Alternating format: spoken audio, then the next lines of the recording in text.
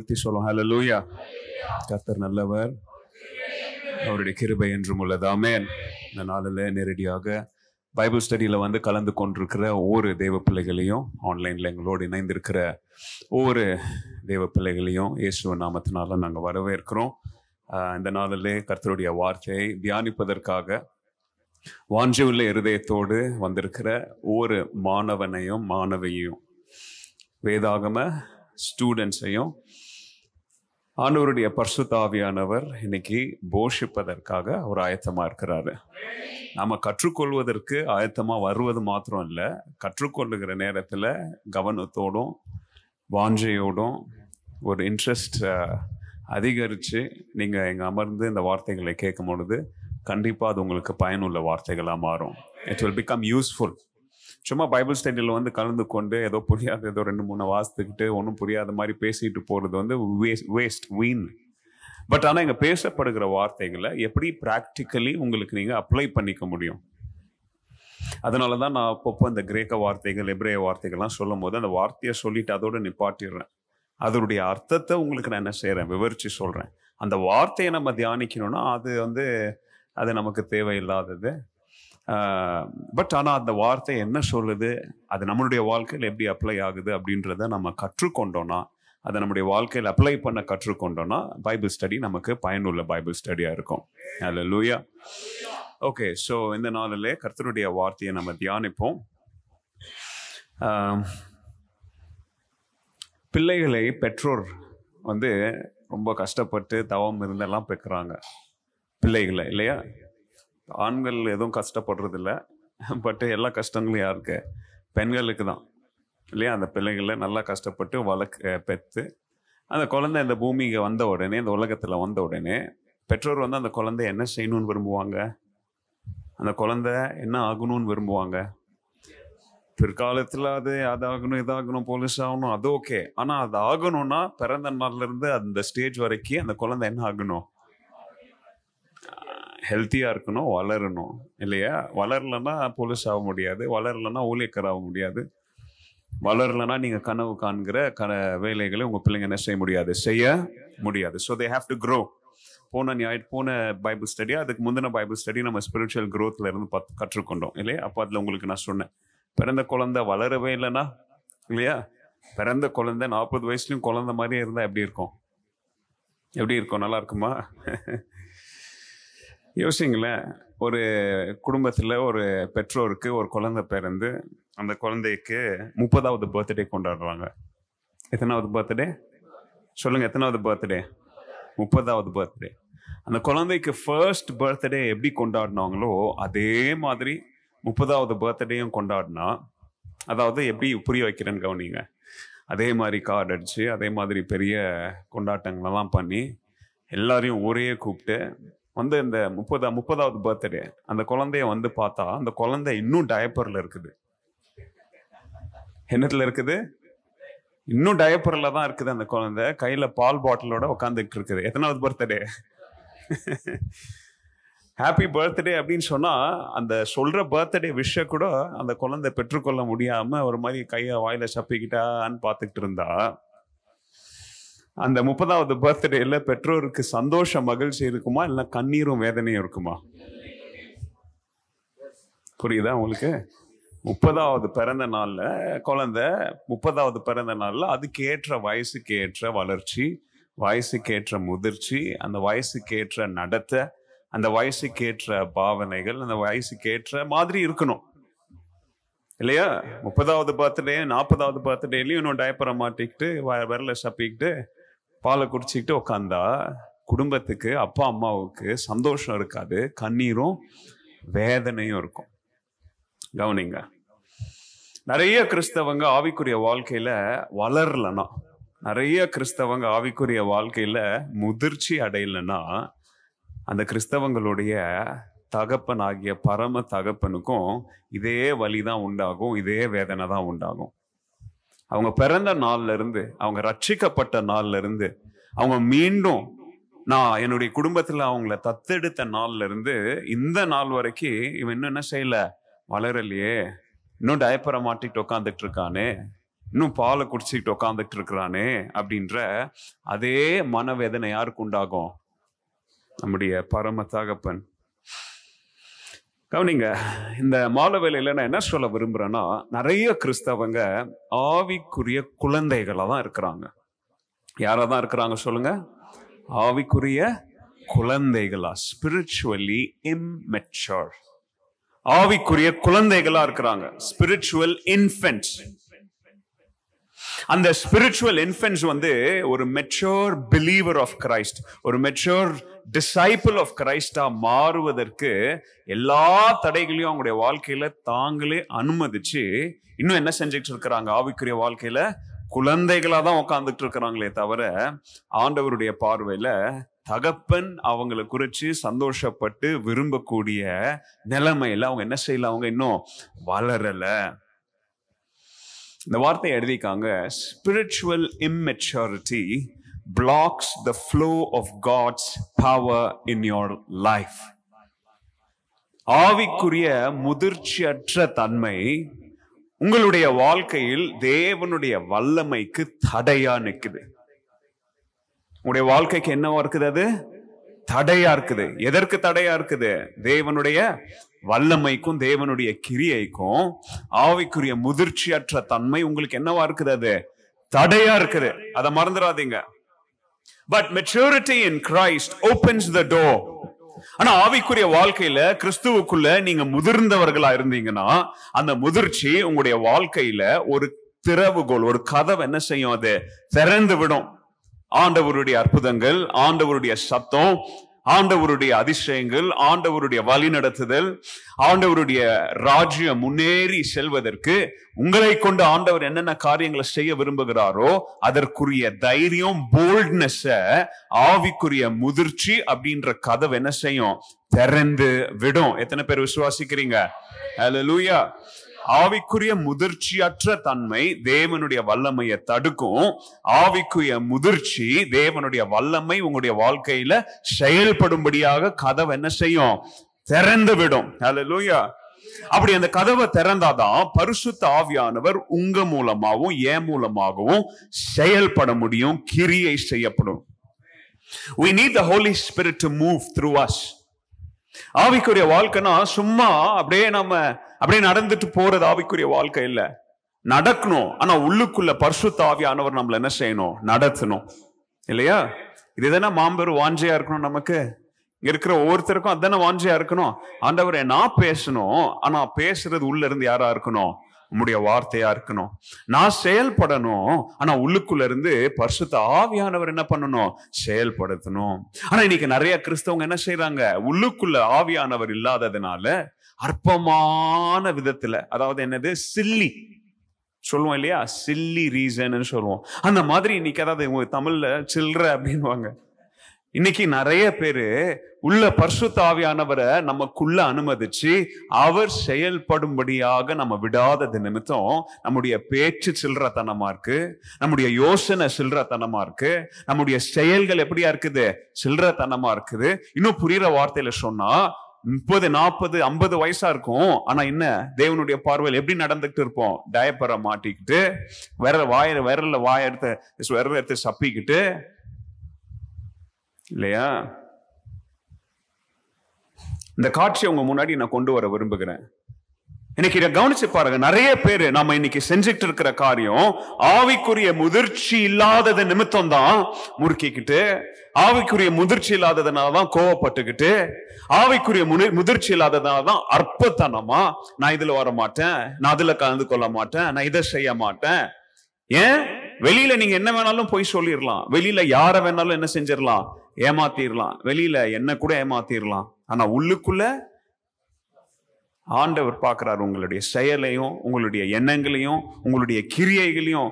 ஆண்டவர் பார்த்து சொல்றாரு, உன்னை நான் ரட்சித்து இத்தனை வருஷம் பெரிய கிறிஸ்தவனா நீ வளர்ந்து வந்திருக்கிற, ஆனா இன்னும் அற்பத்தனமான சில்லறத்தனமா தான் என்ன செஞ்சுட்டு இருக்கிற?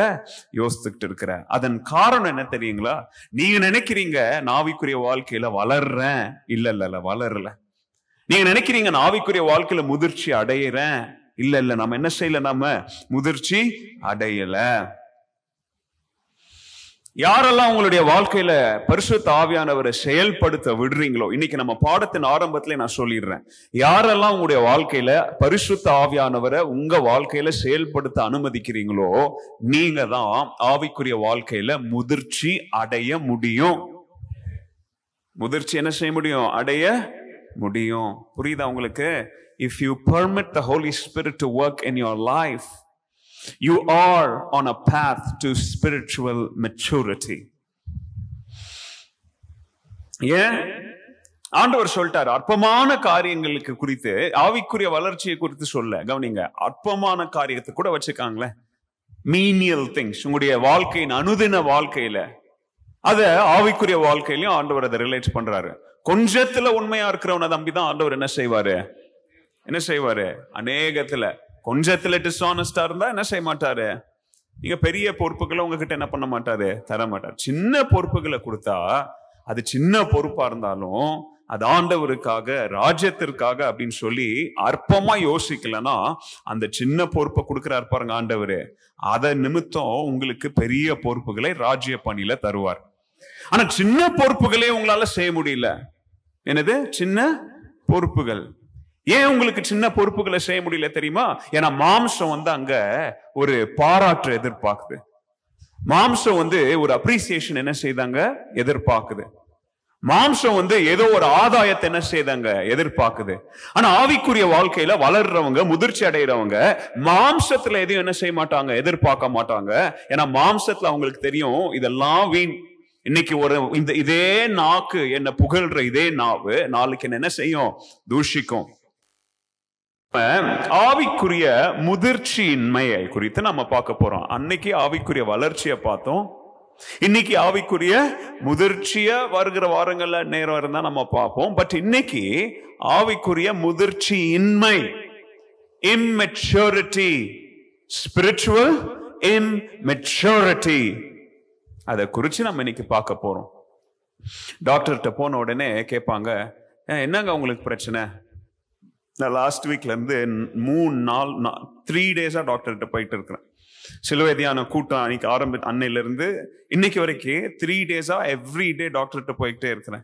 அங்க போனோடனே ஒவ்வொரு வித்தியாச டாக்டர்கிட்ட போனோடனே அவங்க ஃபர்ஸ்ட் கேட்கிற வார்த்தை, சார் உங்க என்ன சிம்டம்ஸ்? என்னது உங்க சிம்டம்ஸ் என்ன?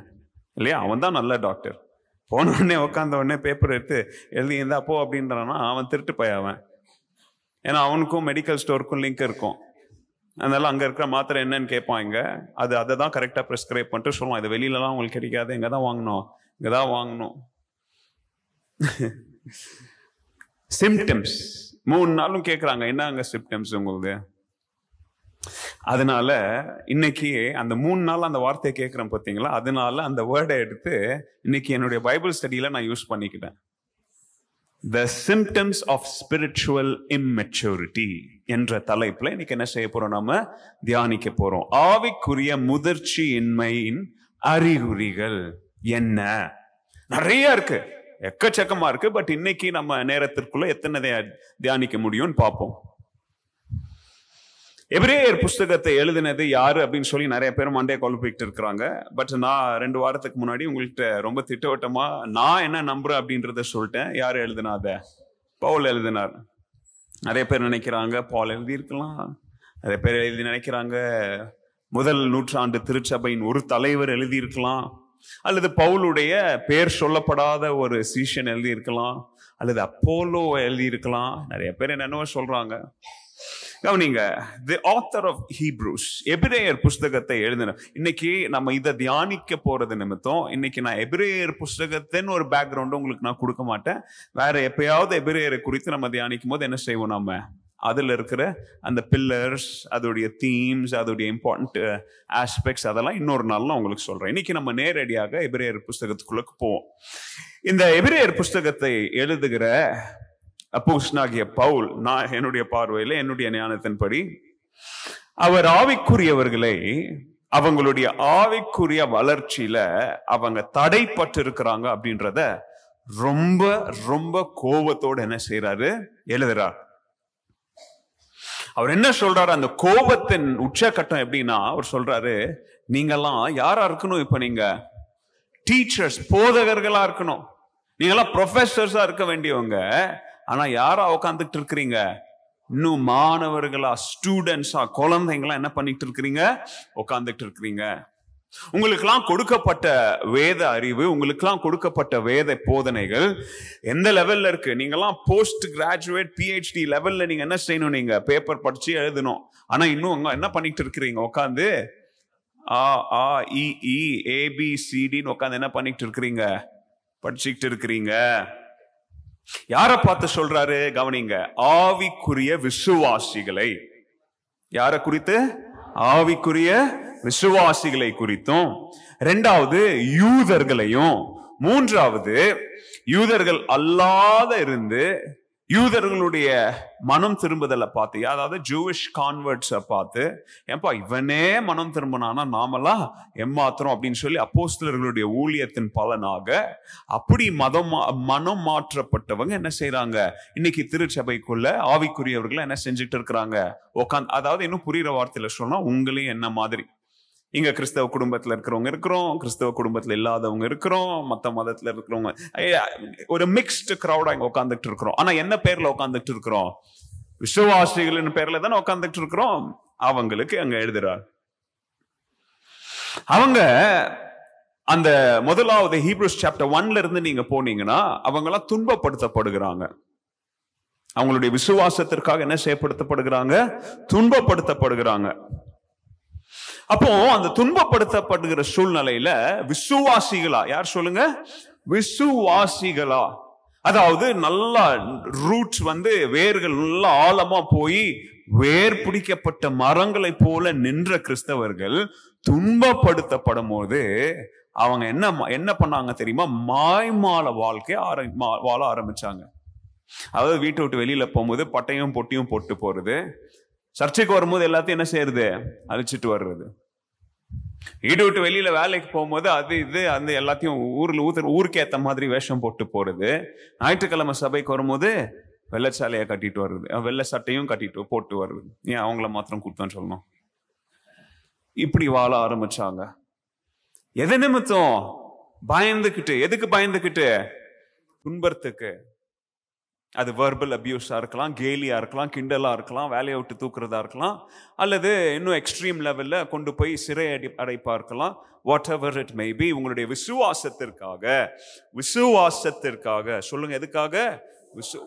ஊர் வம்புக்கு இல்ல, எதுக்கு? விசுவாசத்திற்காக யாரெல்லாம் துன்பப்படுத்தப்பட்டாங்களோ அவங்கெல்லாம் மாய்மாலம் வாழ்க்கை வாழ என்ன செஞ்சாங்க?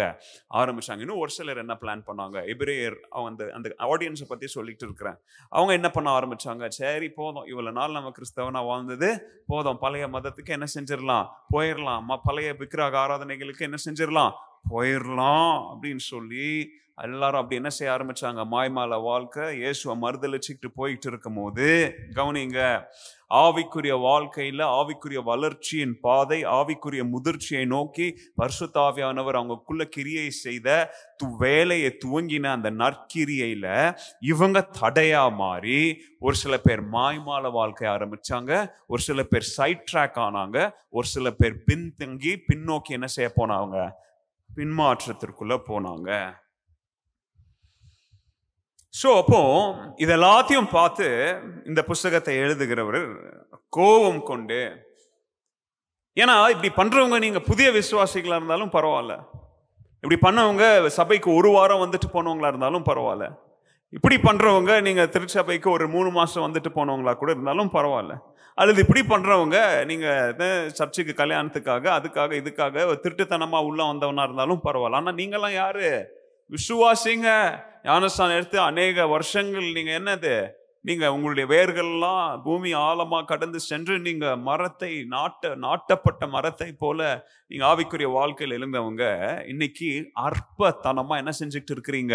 உங்களுடைய சுய எண்ணங்களை உங்களுக்குள்ள அனுமதிச்சு பரிசுத்த ஆவியானுடைய வல்லமையின் கிரியைக்கு தடையா நின்று எதை நோக்கி போயிட்டு இருக்கிற நீங்க? ஆவிக்குரிய முதிர்ச்சியை நோக்கி போயிட்டு இருக்கிற நீங்க இன்னைக்கு என்ன பண்ணிட்டு இருக்கிறீங்க? பின்னாடி போய்கிட்டு இருக்கிறீங்க. யூத கலாச்சாரத்துல கவனிங்க, யூத கலாச்சாரத்துல இளம் பிள்ளைங்க, அதாவது பசங்க, பாய்ஸ் என்ன பண்ணுவாங்க? யங் பாய்ஸ் அதாவது நம்ம இஸ்லாமிய நண்பர்களை பார்த்தீங்கன்னா அங்கே பார்ப்பீங்க, அவங்க காலையில் 5 மணிக்கு 6 மணிக்கெலாம் பிள்ளைங்களை அனுப்பி விட்ருவாங்க. எங்கே போய் படி அப்படின்னு அனுப்பி விடுவாங்க. பார்த்துருக்கீங்களா? இதெல்லாம் அங்கேருந்து வந்தது தான். ஸோ யூத கலாச்சாரத்தில் யங் பாய்ஸ் என்ன பண்ணுவாங்க, அனுதினமும் காலையில் மாலையிலையும் அனுப்புவாங்க, எங்கள் ஸ்கூலுக்கு அனுப்புவாங்க. எது படிக்க தெரியுமா? டோராவை படிக்க. எதை சொல்லுங்க? தோரானா என்னது? மோசே எழுதி கொடுத்த முதல் 5 ஆகமங்கள், தோரா. அதை படிக்க அனுப்புவாங்க. அதுக்கப்புறம் என்ன நடக்கும், அதை அவங்க படித்து அப்படியே முடித்த பிறகு அதுக்கப்புறம் தோராவை படிக்க விட்டுருவாங்க. அதுக்கப்புறம் இன்னும் அது உனக்கும் அதுக்கு என்ன கிடையாது.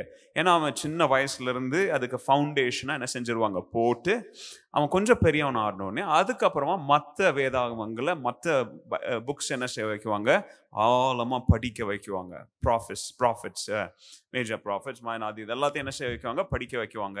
அதுக்கப்புறம் அவன் டோராவை தொட வேண்டிய என்ன கிடையாது, அவசியம் கிடையாது. அதுக்கப்புறம் ஒரு பைபிள் லிட்ரேச்சர்ஸ் புக்ஸ் மாத்திரம் இல்லை, ஃபிலாசபியை படிக்க வைக்குவாங்க.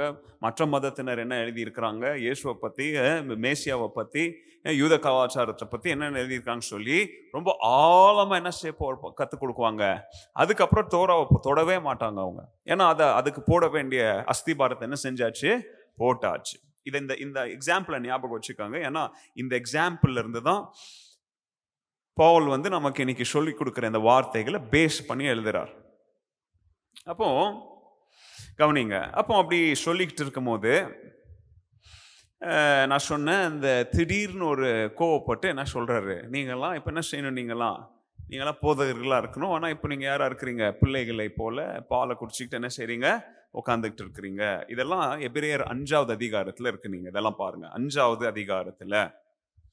ஆனா 5வது அதிகாரத்தில் கொஞ்சம் விசேஷமா எழுதுறாரு அவர். ஏன் விசேஷமா எழுதுறாருன்னா, நீங்க அதுக்கு முன்னாடி 4வது அதிகாரத்துல இருந்து பார்த்துட்டு வந்தீங்கன்னா ஆண்டவருடைய வாக்குகளை குறித்து அங்க எழுதிட்டு வர்றாரு. ஆண்டவர் தன்னுடைய ஜனங்களுக்கு இளைப்பாறுதலை கொடுப்பேன் அப்படின்னு சொல்றாரு. அது எப்படிப்பட்ட இளைப்பாறுதலா இருக்கும் அப்படின்னு சொல்லிட்டு வர்றாரு. அப்படி சொல்லிட்டு வரும்போது திடீர்னு இயேசு அங்க என்ன செய்யறாரு, இன்ட்ரடியூஸ் பண்றாரு. ஆண்டவராகிய இயேசு கிறிஸ்துவ இன்ட்ரடியூஸ் பண்ணி பழைய ஏற்பாட்டின் ஹை பிரீஸ்ட், அவங்களுடைய பிரதான ஆசாரியனோடு ஒப்பிட்டு இயேசு எப்படி அவங்களை காட்டிலும் பெரியவர் அப்படின்ற ஒரு கம்பேரிட்டிவ் ஸ்டடியை பேசிக்கிட்டு வரும்போது, கவனிங்க, என்ன செய்யும் போது பேசிக்கிட்டு வரும்போது, அதுக்கு தான் நான் சொல்றேன் இது பவுல் எழுதினாருன்னு சொல்றேன். ஏன்னா அவருடைய ரைட்டிங் ஸ்டைல் இது. எழுதிக்கிட்டே வரும்போது திடீர்னு பெண்ணை ஸ்டாப் பண்ணிட்டு அவருக்கு டென்ஷன், கோவம் வந்துருச்சு அவருக்கு. ஏன்னா யார்கிட்ட எழுதிக்கிட்டு இருக்கிறாரு, எப்படிப்பட்டவங்களுக்குன்னு சொன்னேன். இப்போ நான் திடீர்னு அவங்கள மைண்டுக்கு வந்த உடனே எழுதுறதை நிப்பாட்டிட்டு பழைய ஏற்பாட்டின் பிரதான ஆசாரியனா மெல்கிசேதேக்கா, இது இவங்க மண்டையில் எங்க ஏறப்போகுது, ஏறி இருக்கணும். ஆனா இவங்க உட்காந்து என்னத்தை தின்னுட்டு இருக்கிறாங்க, பாலை குடிச்சுக்கிட்டு உட்காந்துட்டு இருக்கிறாங்க. நான் எழுதுறது it is too powerful, it is too high. நான் எழுதுறது என்னது, இவங்க மண்டையில ஏறாது அப்படின்ற கோவத்துல இவங்க இவ்வளவு இம்மெச்சூரா இருக்கிறாங்களே, நான் எப்படிப்பட்ட சத்தியங்களை உங்களுக்கு கற்றுத்தர விரும்புகிறேன். இயேசுவின் தன்மையை குறித்து, அவருடைய ஆபீஸ், அவருடைய ஊழியத்தை குறித்து இவங்களுக்கு என்ன சொல்லித்தர விரும்புகிறேன். ஆனா இவங்க இன்னும் இவ்வளவு இம்மெச்சூரா இருக்கிறாங்களேன்னு சொல்லி கோவப்பட்டு திடீர்னு 5வது அதிகாரம் 12வது வசனத்துல ஸ்டாப் பண்ணிட்டார். அதை வீட்டுல போய் நீங்க வாசித்து பாருங்க, உங்களுக்கு தெரியும். திடீர்னு சப்ஜெக்ட் சேஞ்ச் ஆகுது. He interrupts. அவருடைய போதனைகளை, தன்னுடைய எழுத்துக்களை திடீர்னு அவரே என்ன செஞ்சிட்டாரு, நிப்பாட்டிடுறாரு. Because he understood that the audience were too immature. இதை வாசிக்கிறவங்க, விசுவாசி, ஞானஸ்தானம் எடுத்தவன், சபையில உட்கார்ந்துட்டு இருக்கிறவனுக்கு நான் எழுதுறது என்ன செய்ய போறது இல்லை, புரிய போறது இல்லை. ஏன்னா புரியணும். ஏன்னா அவன் வாழ்க்கையில, அவங்க பரிசுத்த ஆவியானவருடைய செயல்ல இல்லாதது நிமித்தம் நான் எழுதுறத பரிசுத்த ஆவியானவர் அவங்களுக்கு சொல்லி தந்தாலும் அவங்க மண்டையில் என்ன செய்ய போறது இல்லை. ஏன்னா அவரு தான் உள்ளுக்குள்ளே இல்லையே அப்படின்னு சொல்லி தான் கோவப்பட்டு என்ன பண்றாங்க, திடீர்னு சொல்றாங்க, பாலை குடிச்சுக்கிட்டு உட்காந்துக்கிட்டு இருக்கிறீங்களே, instead of growing in faith, விசுவாசத்துல வளருவதற்கு பதிலா இன்னும் உட்காந்து ABCD படிச்சுக்கிட்டு இருக்கிறீங்களே, how unacceptable it is. எப்படி ஏற்றுக்கொள்ள முடியாதபடி ஒரு சூழ்நிலை. சோ இந்த வசனங்கள்ல இருந்து, எந்த வசனங்கள்ல இருந்து, எபிரேயர் 5வது அதிகாரம் 12, 13, 14 இருந்து இன்னைக்கு நம்ம தியானிப்போம். We will examine the symptoms of spiritual immaturity. ஆவிக்குரிய முதிர்ச்சியின்மை என்கிற தலைப்புல இப்போ உங்களுக்கு புரிஞ்சுதா? உங்களை நான் கூட்டிட்டு வந்தது எங்க வந்து நிப்பாட்டி இருக்கேன்னு புரியுதா உங்களுக்கு? பின்னணி சூழ்நிலை புரிஞ்சுதா? ஓகே. எப்படி ஆவிக்குரிய முதிர்ச்சியின்மையை நம்ம கண்டுபிடிச்சு நம்முடைய வாழ்க்கையில அவைகள் தடையா இருக்காதபடி ஆண்டவருடைய ஞானத்திலையும் ஆண்டவருடைய வார்த்தையிலையும் ஆவிக்குரிய முதிர்ச்சிக்கு நேராக பயணிக்க நாம தீர்மானங்களை எடுப்போம். ஹல்லேலூயா. எப்படிப்பட்ட விசுவாசிகளை நம்ம மாறணும் அப்படின்னு சொல்லி பவுல் சொல்றாரு. கிறிஸ்துவை மையமாக வைத்து வாழுகிற விசுவாசிகள். எழுதிக்காங்க இந்த வார்த்தையை. யாரை மையமா வைத்து? கிறிஸ்துவை மையமாக. இதெல்லாம் உங்களுக்கு புது வார்த்தை இல்லை. ஏன்னா இதை நம்ம பிஷப் ஆல்ரெடி உங்களுக்கு என்ன பண்ணிட்டாரு? சொல்லி கொடுத்துட்டாங்க. Christ centred.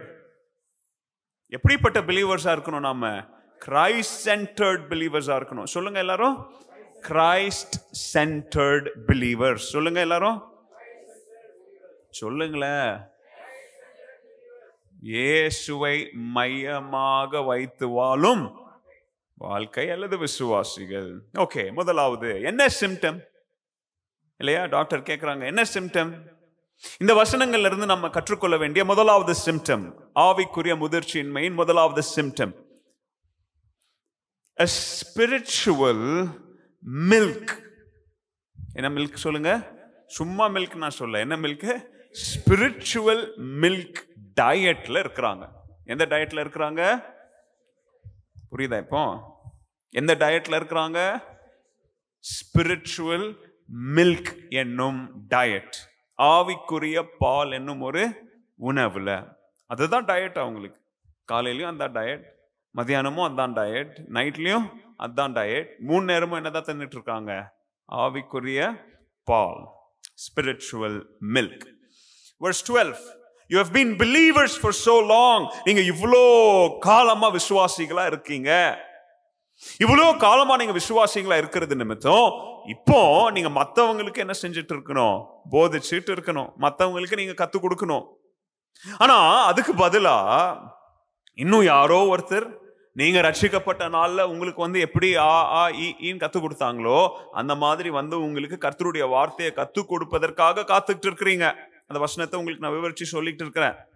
You are like babies. நீங்க குழந்தைங்க மாதிரி. அதாவது சாலிட் ஃபுட் உணவை நீங்க சாப்பிடாம என்ன பண்ணிட்டு இருக்கிறீங்க? பாலை இன்னும் குடிச்சிட்டு உட்காந்துட்டு இருக்கிறீங்க. அதாவது அந்த வார்த்தையில் அவருடைய டோன்ல அவர் சொல்ற வார்த்தை, அதாவது நீ என்ன எதிர்பார்த்துட்டு இருக்கிற தெரியுமா? ஏபிசிடி படிக்கிறது மாத்திரம் இல்ல. குழந்தைக்கு நீங்க ஏபிசிடி எப்படிங்க கத்துருவீங்க? ஒரு குழந்தைக்கு ஏபிசிடியோ அல்லது கலர்ஸோ சொல்லி கொடுத்தீங்கன்னா எப்படி கத்து தருவீங்க? இல்ல, ஓகே, அதெல்லாம் ஓகே. பட் எப்படி குழந்தைகிட்ட எப்படி நீங்க அதை அணுகுவீங்க? குழந்தைய போலன்றீங்களா? அப்படின்னா சரி, என் குவெஸ்டனை இப்படி நான் மாத்தி கேட்கிறேன். நீங்க ஒரு 5 அடி இருக்கிறீங்க, ஒரு குழந்தை ஒரு இத்தனோன்னு இருக்கு. இப்படி பக்கத்துல போய் உட்காந்துட்டு A for apple, B for ball அப்படின்னு சொல்லி கொடுப்பீங்களா? அல்லது குழந்தையோடைய லெவலுக்கு கீழே இறங்கி குழந்தை மாதிரி அவ கூட உக்காந்து அப்படி சொல்லி கொடுப்பீங்களா? அப்படி சொல்லி கொடுத்தீங்கன்னா அவங்க நல்லவங்க, நல்ல டீச்சர்ஸ், நல்ல அம்மா, நல்ல அப்பா, இல்லையா? மேல சேர் மேல உட்காந்துக்கிட்டு இல்லைன்னா நின்றுக்கிட்டு அந்த குழந்தைக்கும் உங்களுக்கு அந்த குழந்தை உங்களை பார்க்கறதுலே கழுத்து ஒழிஞ்சிரும். அவன் முட்டாள். அவன். புரியுதா நான் சொல்றது? இதையே உங்களுக்கு சொல்றேன்னா, பால் சொல்ற அந்த கிரேக்க வார்த்தையின் அந்த டோன்ல அவர் என்ன சொல்றாரு தெரியுமா? நீங்க எவ்வளோ மோசமான கிறிஸ்தவங்களா மாறிட்டீங்கன்னா, ஒரு குழந்தைய போல கீழே உக்காந்துக்கிட்டு என் லெவல்ல ஒருத்தன் வந்து மீண்டும் எனக்கு கர்த்தருடைய வார்த்தை என்ன செய்யணும்? கத்து கொடுக்கணும். அதாவது குழந்தை அறியாம குழந்தை, அதுக்கு ஒன்றும் தெரியாது. அதுக்கு நம்ம உட்காந்து கீழே ஏபிசிடின்னு சொல்லி தரணும். ஆனா நாம யாரு? அங்க எழுதுறது யாரு? விசுவாசிங்க. நம்ம ரட்சிக்கப்பட்டிருக்கோம், நமக்கு நல்லா தெரியும், நல்லா வார்த்தையை கேட்கிறோம், வார வாரம் வந்து நல்லா தின்னுட்டு போறோம். என்னத்த? வார்த்தையில தின்னுட்டு போறோம், உணவுல நல்லா ஃபீஸ்ட் பண்றோம். ஆனா நம்முடைய மனநிலை எப்படி இருக்கு தெரியுமா? தரையில உக்காந்துக்கிட்டு யாராவது ஒருத்தர் வந்து என் பக்கத்துல உக்காந்து எனக்கு மீண்டும் என்னத்தை சொல்லி தருவாங்களா? புரியுதா? அதான் அந்த வசன 12வது வசனத்துல பவுலுடைய கோவத்தை எப்படி எழுதுறாரு பாருங்க. கவனிங்க. மில்க், அந்த கிரேக்க வார்த்தை கேலா. கேலா. ரொம்ப சிம்பிள், நாலே வார்த்தை, GALA, கேலா. கேலா அப்படின்னா பால், மில்க். இங்க பவுல் அதை யூஸ் பண்ற வார்த்தையின் அடிப்படையின் அர்த்தம், it is the foundational teachings. அதாவது ஆவிக்குரிய வாழ்க்கையில் அடிப்படை சத்தியங்கள். அந்த அடிப்படை சத்தியத்துல என்ன வருது? சுவிசேஷம், மனம் திரும்புதல், விசுவாசம். ஞாயிற்றுக்கிழமை எத்தனை பேர் வெளியில வந்தீங்க அந்த ரோட் மீட்டிங்க்கு? வந்தவங்க கேட்டீங்களா? வந்தவங்க பிரசங்கத்தை கேட்டீங்களா? யார் பிரசங்கம் பண்ணா? என்ன பிரசங்கம் பண்ணார் அவரு? அதுதான் ஃபவுண்டேஷனல் டீச்சிங்ஸ். என்ன சொல்லுங்க? அதுதான் அடிப்படை சத்தியம். காலா அப்படின்னு சொல்றாரு. நீங்கெல்லாம் முதிர்ந்த கிறிஸ்தவங்க, ஆனா எதை கேட்க விரும்புறீங்க தெரியுமா? கண்ணீரெல்லாம் துடைப்பார். இதை கேட்கறதுக்கு நம்மளுக்கு நல்லா இன்பமா இருக்குது. இதை கேட்கறதுல எந்த தப்பும் இல்லை. ஆனா அதெல்லாம் நம்ம கேட்டுதான் வந்துட்டோம். அதை கேட்காதவனுக்கு போய் அதை நம்ம சொல்லணும். ஆனா நம்ம எதை விரும்புறோம்? இன்னும் அதை தான் விரும்புறோம். அதுதான் அந்த வார்த்தை கேலா. Foundational truths that is only essential. பால் யாருக்கு? பெரியவங்க குடிக்கிறாங்க, ஓகே. பட் அதான் அந்த குழந்தைக்கு அந்த ஸ்டேஜ்ல, அந்த பருவத்துல என்னதை தான் கொடுக்கணும்? குழந்தைக்கு பால் தான் கொடுக்கணும். வேற எதையும் என்ன செய்யக்கூடாது? கொடுக்க கூடாது. ஏன்னா that is sufficient for that baby. ஆனா அதே பால் is not sufficient for an adult. ஒரே பால் யாருக்கு சஃபிஷியன்ட்? அது குழந்தைக்கு சஃபிஷியன்ட். ஆனா அதே பால் யாருக்கு சஃபிஷியன்ட் கிடையாது. ஏன்னா இப்போ வளர்ந்துட்டான், அவனுடைய சரீர உறுப்புகள் வளர்ந்துருச்சு, அவனுடைய டைஜஸ்டிவ் சிஸ்டம் மாறிட்டு அவனுக்கு இப்போ வேற விதமா அந்த பாடி மெட்டாபலிசம் இருக்கு. அதுல மில்க் வந்து இன்சஃபிஷியன்ட். புரியுதா உங்களுக்கு டிஸ்டிங்விஷன்? குழந்தைக்கு மில்க் சஃபிஷியன்ட், ஆனா அடல்ட்டுக்கு மில்க் இன்சஃபிஷியன்ட், போதாதது. அதுல எல்லா உணவின் சத்தெல்லாம் அதுல என்னது செய்யாது? கிடைக்காது. அதுதான் அந்த கேலா அப்படின்ற வார்த்தை. இதே வார்த்தையை தான் அப்போஸ்தலனாகிய பவுல் அகைன் பாருங்க. ஏன் எபிரேயரை பவுல் எழுதினாரு? அகைன் ப்ரூஃப் எனக்கு. இதே வார்த்தையை தூக்கிட்டு போய் 1 கொரிந்தியர்ல ஒருத்தர் எழுதி வச்சிருக்காரு. அதை யார் எழுதுனா? பவுல். என்ன எழுதுறாரு? 1 கொரிந்தியர் 3ஆவது அதிகாரத்துல வீட்டுல போய் பார்த்து பார்த்தீங்கன்னா, அதாவது கிறிஸ்தவங்க உலக ரீதியா வாழ்றது, உலக ரீதியா அவங்க வாழ்வது நிமித்தம், அவங்க ஆவிக்குரிய வாழ்க்கையில வளராம இருக்கிறது நிமித்தம், அங்கேயும் அவர் உபயோகிக்கிற கிரேக்க வார்த்தை என்னது? கேலா. வளர மாட்டீங்க, இம்மெச்சூர். ஓகே, அடுத்து சொல்றாரு, நீங்க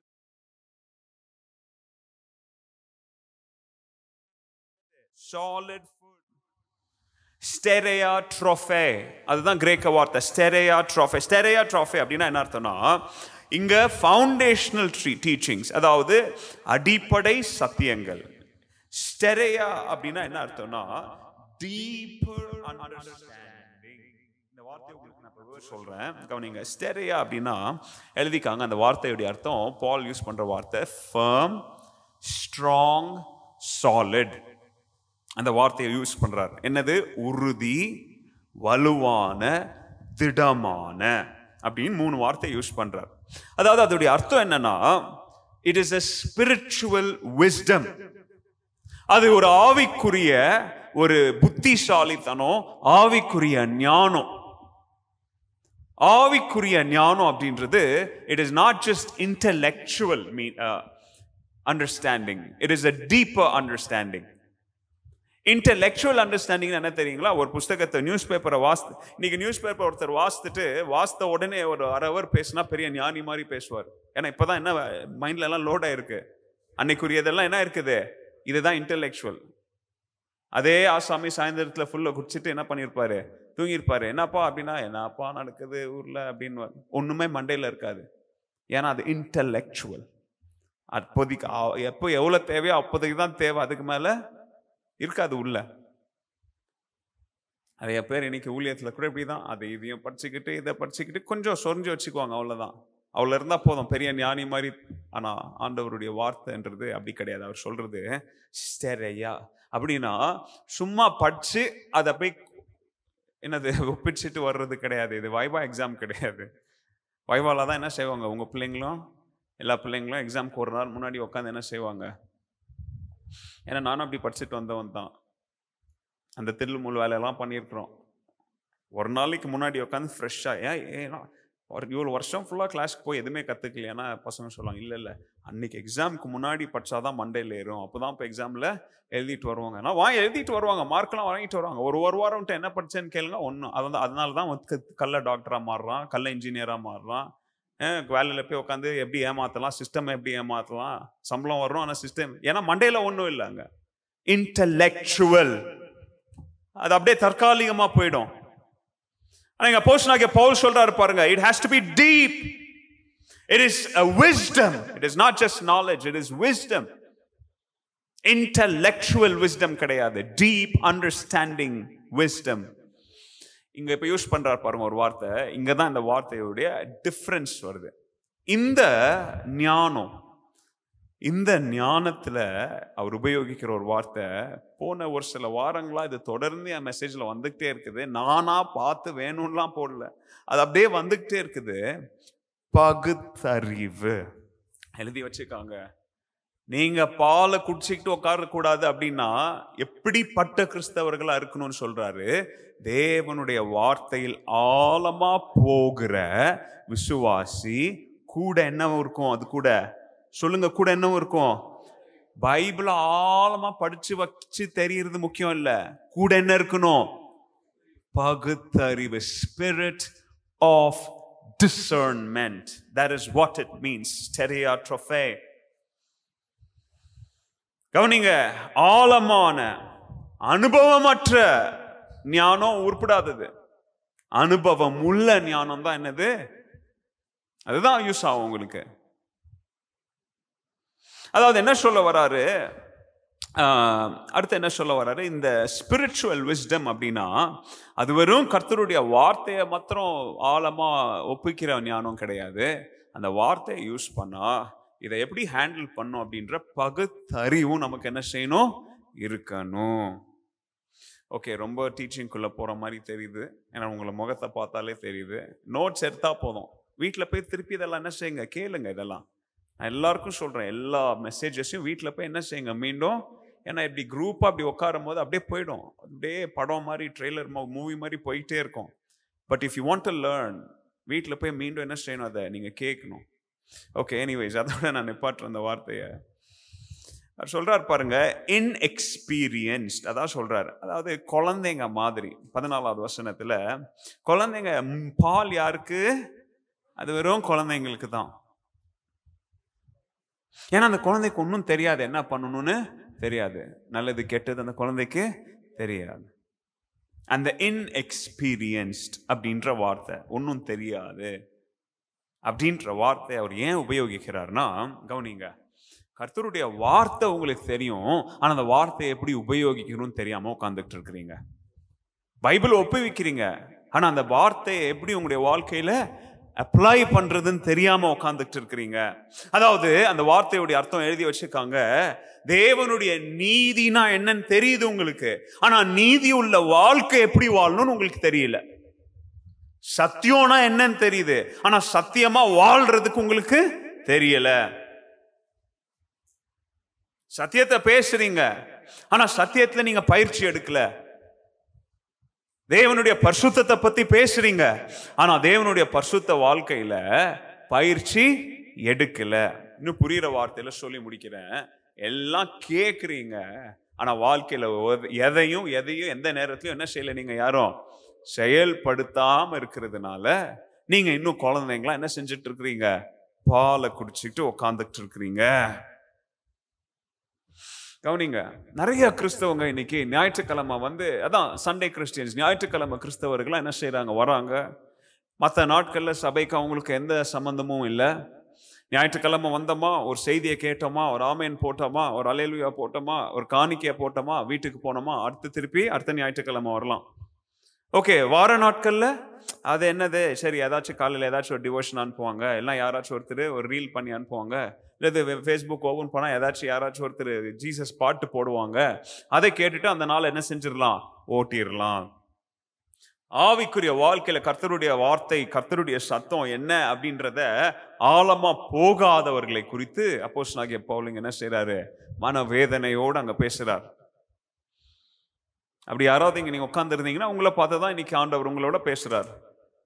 வெறும் ஞாயிற்றுக்கிழமை வந்துட்டு, அல்லது வெறும் ஞாயிற்றுக்கிழமை எனக்கு இந்த அது இது ஓகே எனக்கு புரியறதுல இருந்து பேசிட்டு ஓகே சந்தோஷமா இருந்துச்சு கிளம்பி போயிட்டு, மற்றபடி நம்முடைய ஆவிக்குரிய வாழ்க்கையின் வளர்ச்சிக்காக அல்லது நம்ம இங்கிருந்து சொல்லப்படுகிற காரியங்கள் என்னை குத்தி என்னை திருத்துற அதெல்லாம் இது கஷ்டமா இருக்குது அப்படி இப்படின்னு போறவங்கள இங்க பவுல் சொல்றாரு, நீ யாரதான் இருப்ப? நீ கடைசி வரைக்கும் வெறும் புத்தி, இன்டெலெக்சுவல் புத்தி, அவ்வளவுதான்.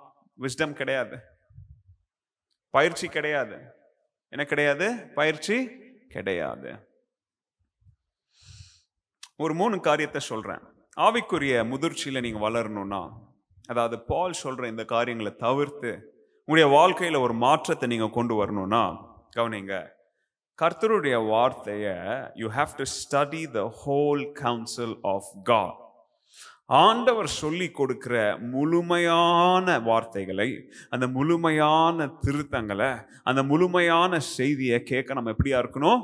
ஆயத்தமா இருக்கணும். ஆனா நமக்கு முழு செய்தி நமக்கு தேவையில்லை, ஒரு பிட்டு கிடைச்சா போதும்.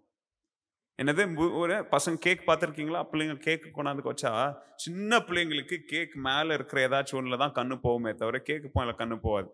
அது மேலே ஏதாச்சும் ரெட்டாக இருக்கும், இல்லை அது மேலே பூ இருக்கும், இல்லை சாக்லேட் துண்டு இருக்கும், அதுதான் அவங்களுக்கு வேணும். கேக்கு பீஸ் எல்லாம் வேண்டாம். அந்த மாதிரி நிறைய கிறிஸ்தவங்க இன்னைக்கு முழு செய்தியில் எனக்கு முழு செய்தி வேண்டாம், ஏதாவது எனக்கு சொரிஞ்சு விடுற மாதிரி ஏதாவது இருந்தா, எனக்கு இதமா ஏதாவது ஒன்று இருந்தா, நீங்க அப்படிப்பட்டவங்கள தான் பத்தி இங்க பேசுறாரு. அப்படி இருந்தீங்கன்னா ஆவிக்குரிய வாழ்க்கையில என்ன செய்ய முடியாது? உங்களால முதிர்ச்சி அடைய முடியாது. என்ன செய்ய முடியாது? முதிர்ச்சி. உங்க வாலெட் ஓபன் பண்ணி அல்லது உங்க பர்ஸ் ஓபன் பண்ணி வெறும் 500 ரூபாய் 500 ரூபாய் தான் வேல்யூ அப்படின்னு சொல்லிட்டு 100 ரூபாய் 50 ரூபாய்லாம் சில்லற 10 20 எல்லாம் 50 வேணாம், தூக்கி போட்டுருவீங்களா? ஒரு டப்பா கொண்டாங்க, தூக்கி போட்டுருங்களேன், நான் அனுப்புறேன் ஒரு டப்பாவை. அதெல்லாம் வேல்யூ இல்லை. வெறும் 500 ரூபாய் வேல்யூ, 200 ரூபாய் வேல்யூ, 100 ரூபாய் வேல்யூ. அது கீழே இருக்கிறதுலாம் வேஸ்ட். எதுக்கு சும்மா சுமந்துட்டு? தூக்கி போட்டுருங்களேன். வேண்டாம், போட மாட்டீங்கல்ல. 1 ரூபாவை கூட போட மாட்டீங்கல்ல, ஏன்னா அது வேல்யூ. அந்த மாதிரி கர்த்தருடைய வார்த்தை ஒவ்வொரு லெட்டரும் வேல்யூபிள். கர்த்தருடைய வார்த்தை அவ்வளோ அற்பமா போயிட்டு அவங்களுக்கு அழிஞ்சு போற கவர்மெண்ட் பிரிண்ட் பண்ற காசு இன்னைக்கு இருக்குன்றான், நாளைக்கு செல்லாதுன்னுவான். இன்னைக்கு நீங்க சேர்த்து வச்சிருக்கிற தங்கம் திடீர்னு நாளைக்கு சொல்லுவான் இரும்புக்கு தான் வேல்யூ, தங்கத்துக்கு வேல்யூ இல்லைன்னா என்ன பண்ணுவீங்க? எல்லாரும் வீட்டை சோத்தை உடச்சி உள்ள இருக்கிற இரும்பு கம்பி எடுத்து வைப்பீங்க இல்லையா? அவ்வளோ அற்பமா போயிட்டா கர்த்தருடைய வார்த்தை நமக்கு. பாருங்க, ஆவிக்குரிய வாழ்க்கையில நம்ம முதிர்ச்சி அடையணும்னா the whole, அதனாலதாங்க அப்போஸ்தலனாகிய Pavul Apostle chapter 20, Acts of Apostles chapter 20 verse 27ல சொல்றார், நான் உங்களுக்கு சொல்லி தரும் போது, நான் உங்களுக்கு கற்றுத்தரும் போது நீங்க கேட்க விரும்புறது உங்களுக்கு இதமா இருக்கிறது மாத்திரம் சொல்ல, ஆண்டவர் சொன்ன எல்லாத்தையும் என்ன பண்ணிருக்கிறேன் உங்களுக்கு. I have not shrunk. அதாவது என்ன சொல்றாருன்னா, நான் குறையில. ஆண்டவர் உங்ககிட்ட சொல்லணும் அப்படின்னு சொல்லி கொடுத்தத, நீங்க தெரியணும் அப்படின்னு ஆண்டவர் விரும்பினதை நான் எதையுமே பிடிச்சு வைக்காம எல்லாத்தையுமே உங்களுக்கு என்ன பண்ணிருக்கிறேன்? சொல்லி இருக்கிறேன், கற்றுக் கொடுத்திருக்கிறேன். அதுதான் அங்க சங்கீதக்காரன் சொல்றான். சங்கீதம் 1வது பாடம் எழுதிக்காங்க. அப்போ கர்த்தருடைய முழு செய்தியையும் முழு வார்த்தையையும், எதை? the whole. 2வது, கர்த்தருடைய வார்த்தையில நிலைத்திருக்கிற மெடிடேட்டிங் ஆன் சாலிட் டாக்ட்ரின், ஆரோக்கியமான உபதேசம் சொல்றாங்க பாத்தீங்களா? சாலிட்னா அது சாலிட், அசைக்க முடியாது. அதான் சங்கீதக்காரன் சங்கீதம் 1ல சொல்றான். யார் தெரியுமா? சங்கீதம் 1 வசனத்துல, கர்த்தருடைய வழிகள்ல but they delight in the law of the Lord. ஆண்டவருடைய வார்த்தைகள்ல, ஆண்டவருடைய கட்டளைகள்ல என்ன செய்யப்படுவான்? அவன் மகிழ்ச்சி உள்ளவனா, சந்தோஷம் உள்ளவனா, களி கூறுகிறவனா இருப்பான். he will meditate on it. அதாவது அதுல இரவும் பகலும் என்ன செய்வானா? தியானமா இருப்பான். தியானம்னா என்ன அர்த்தம் தெரியுங்களா? மெடிடேட்னா அந்த வார்த்தையுடைய இன்னொரு டிரான்ஸ்லேஷன். ஒரு மாடு பார்த்தீங்கன்னா ஏதாச்சும் ஒன்று தின்னுச்சுன்னா அது என்ன பண்ணும்? அதை அசை போட்டு சவச்சிக்கிட்டே இருக்கும். என்ன பண்ணிக்கிட்டே இருக்கும் இல்லையா? நம்ம கூட நிறைய நேரத்தில் மாடு மாதிரி என்ன பண்ணிக்கிட்டு இருக்கிறோம்? பபுள் கம்ம இல்லையா? அதில் இருக்கிற ஜூஸ் எல்லாம் போயிருக்கோம். ஆனாலும் என்ன செய்வோம்? அதுதான் அந்த வார்த்தையுடைய அர்த்தம். இரவும் பகலும் என்ன தெரியுமா? வேற எதையும் யோசிக்க மாட்டாங்க. ஃப்ரீ டைமாக வேற எதையும் உட்காந்து இன்னைக்கு என்ன நியூஸ், இன்னைக்கு என்ன கிரிக்கெட்டு, எவன் எவ்வளோ எழுத்துட்டு ஓடனா, எவன் எவ்வளோ குத்துனா. இரவும் பகலும் எதையே ஓடும் அவங்க மண்டையில்? வசனம். இந்த சண்டே எப்படி சொல்லி கொடுத்தாங்களே, இந்த பைபிள் ஸ்டடியில் இன்னைக்கு இப்படி பேசினேன், இன்னைக்கு காலையில் இதை நான் வாசித்தேனே, இந்த வசனம் எப்படி இருக்கே, அவங்க அன்னைக்கு ஒரு கதை சொன்னாங்களே, அதை பற்றி இன்னும் அதிகமாக படிக்கலாம். அந்த வசனத்தை பாதி தான் சொல்லி கொடுத்தாங்க, அதை பற்றி இன்னும் இரவும் பகலும் என்ன செஞ்சுக்கிட்டே இருப்பாங்க. ரெண்டாவது. மூணாவது, பால் சொல்ற மாதிரி பாலை குடிச்சிக்கிட்டு இருக்கிற நாம இனிமே எதுக்குள்ள போனோம்? சாலிட் ஃபுட் சாப்பிட்றதுக்குள்ள வரணும். அப்படி வர்றதுக்கு அது கூட பால் சொல்லி தர்றார். கொலோசியருக்கு எழுதும் போது எழுதுறாரு, நீங்க வீட்டில் போய் வாசித்து பாருங்க, இவைகளெல்லாம் உங்களுக்கு கற்றுக் கொடுப்பதற்கு பரிசுத்த ஆவியானவருடைய பலனும் ஞானமும் உங்களுக்கு தேவை. அவர் அப்படி கொடுப்பாருன்னு உங்களுக்காக ஜெபிக்கிறேன்னு சொல்றாரு கொலோசியருக்கு எழுதும் போது. நான் சொல்லி தர்றது எல்லாத்தையும், கர்த்தர் உங்களுக்கு வெளிப்படுத்துகிற எல்லாத்தையும் நீங்க புரிந்து கொள்ளும்படியாக உங்களுக்கு ஞானத்தையும் புரிந்து கொள்ளுதல் யார் தரட்டும்? உங்களுக்கு கர்த்தர் தருவார். Spiritual understanding. அதனாலதான் நம்ம சொல்றோம், பைபிள் ஸ்டடிக்கு என்ன செய்யுங்க, வாங்க வாங்க வாங்கன்னு சொல்றோம் இல்லையா? எத்தனை லீடர்ஸ் இருக்கிறீங்க? கரங்களை உயர்த்தி காமிங்க. Okay, very good. நம்முடைய சர்ச்ல லீடர்ஸா இருக்கிற எத்தனை பேர் நீங்க கீழ்ப்படிஞ்சு வந்திருக்கிறீங்க? அவங்களுக்கு மற்றவங்க கரங்களை தட்டிடுங்களேன், நல்லா ஜோரா கரங்களை தட்டுங்களேன். எதுக்குன்னா இது வராதவங்க கேட்கட்டும் இதை. வெரி குட், நான் அப்ரிஷியேட் பண்றவங்கள. சம்மர்ல பெங்களூர்ல இன்னைக்கு சாயங்காலத்துல கொஞ்சம் மழை வந்து என்ன செஞ்சிருச்சு, எல்லாரையும் பயம்படுத்திருச்சு. ஆனாலும் அந்த பயத்தையும் தாங்கி இத்தனை லீடர்ஸ் வந்திருக்கிறீங்களோ உங்களை அப்ரிஷியேட் பண்றேன். ஏன்னா மற்றவங்களுக்கு சொல்றேன், ஏன்னா நான் லீடர்ஸ்க்கு ரொம்ப ஸ்ட்ரிக்டா சொல்லியிருக்கிறேன், நீங்க எதுக்கு வரணும் நீங்க. ஏன்னா பேர் என்னது? லீடர். லீடர் முதல்ல என்ன செய்யணும்? லீட் பண்ணணும்னா லீடர் முதல்ல கீழ்ப்படியணும். ஸோ அப்படி கீழ்ப்படிதல் உள்ள எல்லா லீடர்ஸையும் நான் உண்மையாவே பாராட்டுறேன். ஏன்னா புரியுதோ புரியலையோ வந்து உட்கார்ந்து இருக்கிறீங்களே, இந்த உட்கார்ந்து இருக்கிற இந்த கீழ்ப்படிதலுக்கே ஆவியானவர் உங்களுக்கு கற்று தருவார். இந்த கீழ்ப்படிதல் இருக்கு பாத்தீங்களா, அதுக்கே ஆவியானவர் உங்களுக்கு என்ன செய்வாரு? கற்று தருவார். தரணும்னு நான் ஜெபிக்கிறேன். அதனாலதான் நம்ம சொல்றோம், என்னத்துக்கு வாங்க? பைபிள் ஸ்டடிக்கு வாங்க, வீட்டு கூட்டங்களுக்கு வாங்க. எங்கெங்க உங்களுக்கு இப்படி கூடி வேதத்தை ஆழமா ஆராய வாய்ப்பு கிடைக்குதோ அவங்க வந்து என்ன செய்யுங்க, கற்றுக்கொள்ளுங்க, கலந்து கொள்ளுங்க. ஓகே, ஸோ முதலாவது சிம்டம் இப்ப நிப்பாட்டுறேன் நான். என்ன சிம்டம்? இப்ப யாருக்காவது ஆவிக்குரிய முதிர்ச்சி இல்லை அப்படின்னா என்ன சொல்லியிருக்கிறேன்? முதலாவது சிம்டம் என்ன? அவங்க என்ன டயட்ல இருப்பாங்க? அவங்க பால் அப்படின்ற டயட்ல இருப்பாங்க. அப்போ நீங்க இன்னைக்கு யாராவது பால் டயட்ல இருந்தீங்கன்னா, இன்னைக்கு நீங்க எழும்பி போறதுக்கு முன்னாடி ஜெபம் பண்ணி ஒப்பு கொடுத்து, ஆண்டவரே என்ன பால் குடிக்கிற டயட் போதும், எனக்கு போதுமான அளவுக்கு குடிச்சிட்டேன், ஆனா இப்போ அது இப்பதான் தெரியுது, அதை குடிச்சிக்கிட்டே இருக்க இருக்க நான் என்ன செய்ய முடியாது? வளர முடியாது ஆண்டவரே. நீங்க நான் வளரணும்னு விரும்புறீங்க. நான் ஆரம்பத்தில் சொன்னேன் பார்த்தீங்களா, 30வது பர்த்டே, அதை ஞாபகம் வச்சுக்காங்க. நீங்க நான் வளரணும்னு விரும்புறீங்க, ஆனா இன்னும் என்னத்தை குடிச்சிக்கிட்டு இருக்கிறேன்? பாலை குடிச்சிக்கிட்டு இருக்கிறேனே. போதும் ஆண்டவரே. First symptom. Symptom number 2, நான் உங்களுக்கு எக்ஸ்பிளைன் பண்ண அந்த வார்த்தையில அந்த ஸ்டெரியோ, அதாவது ஆழமான சத்தியங்கள் அப்படின்னு சொல்லும் போது அந்த வார்த்தை என்ன ஸ்பெஷலான வார்த்தைன்னு சொன்னேன் நான்? பகுத்தறிவு. lack of spiritual discernment. இது ரெண்டாவது சிம்டமா இருக்கும். நல்ல ஜெபம் பண்ணுவாங்க, நல்ல விசுவாசியா இருப்பாங்க, எல்லா காரியத்திலும் நல்ல ஆக்டிவா கூட இருப்பாங்க, மற்றவங்களுக்கு நல்ல முன்மாதிரி உள்ளவங்களா கூட இருப்பாங்க. ஆனா ஆவியில பகுத்தறிகிற விஷயத்துல கோட்டை விட்டுருவாங்க. என்ன செய்வாங்க? ஆவியில பகுத்தறிய வேண்டிய விஷயத்துல என்ன செஞ்சிருவாங்க? கோட்டை விட்டுருவாங்க. 14வது வசனத்துல சொல்றாரு பாருங்க, solid food is for those who are mature. யாருக்கு சாலிட் ஃபுட்? யார் முதிர்ச்சியா இருக்கிறாங்களோ, யார் முதிர்ந்தவங்களோ அவங்களுக்கு தான் என்னது? Food, solid food. 14வது வசனம் என்ன சொல்லுது? வாசிங்களா தமிழ்ல? பலமான ஆகாரம். பலமான ஆகாரம்னா என்னது? அதான் சாலிட் ஃபுட். இப்போ நீங்க சாப்பிட்றீங்களா இட்லி, தோசை, வேற என்னது, பொங்கல், அது பிரியாணி, சாப்பாடு, தயிர் சாதம், இதுதான் சாலிட் ஃபுட். அதை கொண்டு போய் நீங்க 1 week old பேபிக்கு என்ன செய்ய மாட்டீங்க? கொடுக்க மாட்டீங்க. யாரு இவங்கெல்லாம்? கவனிங்க, 14வது வசனத்துல சொல்றார், நீங்கெல்லாம் ரட்சிக்கப்பட்டு, நீங்களா ட்ரைனிங் எடுத்து, நீங்க ஆல்ரெடி நல்லா ஸ்கில்ஃபுல்லா ஆகி, அதாவது என்னன்னா difference between right and wrong, அதாவது நன்மை தீமை, எது கெட்டது எது நல்லது அப்படின்ற அறிவு யாருக்கு இருக்கோ அவன் ஆவிக்குரிய வாழ்க்கையில முதிர்ந்தவன். அவன் எதை திங்கணும், எதை சாப்பிடணும்? அவன் பலமான ஆகாரத்தை சாப்பிடணும். It is for those who are mature. Somebody who has a practice from telling what is right from wrong. இல்லையா? பெரிய இசை ஞானி சொல்லுவாங்க. அந்த ஞானி முன்னாடி நீங்க எதையாச்சும் தப்பா வாசிங்க, கரெக்டா சொல்லிடுவாங்க. ஏன்? அவங்க ஞானி இல்லையா?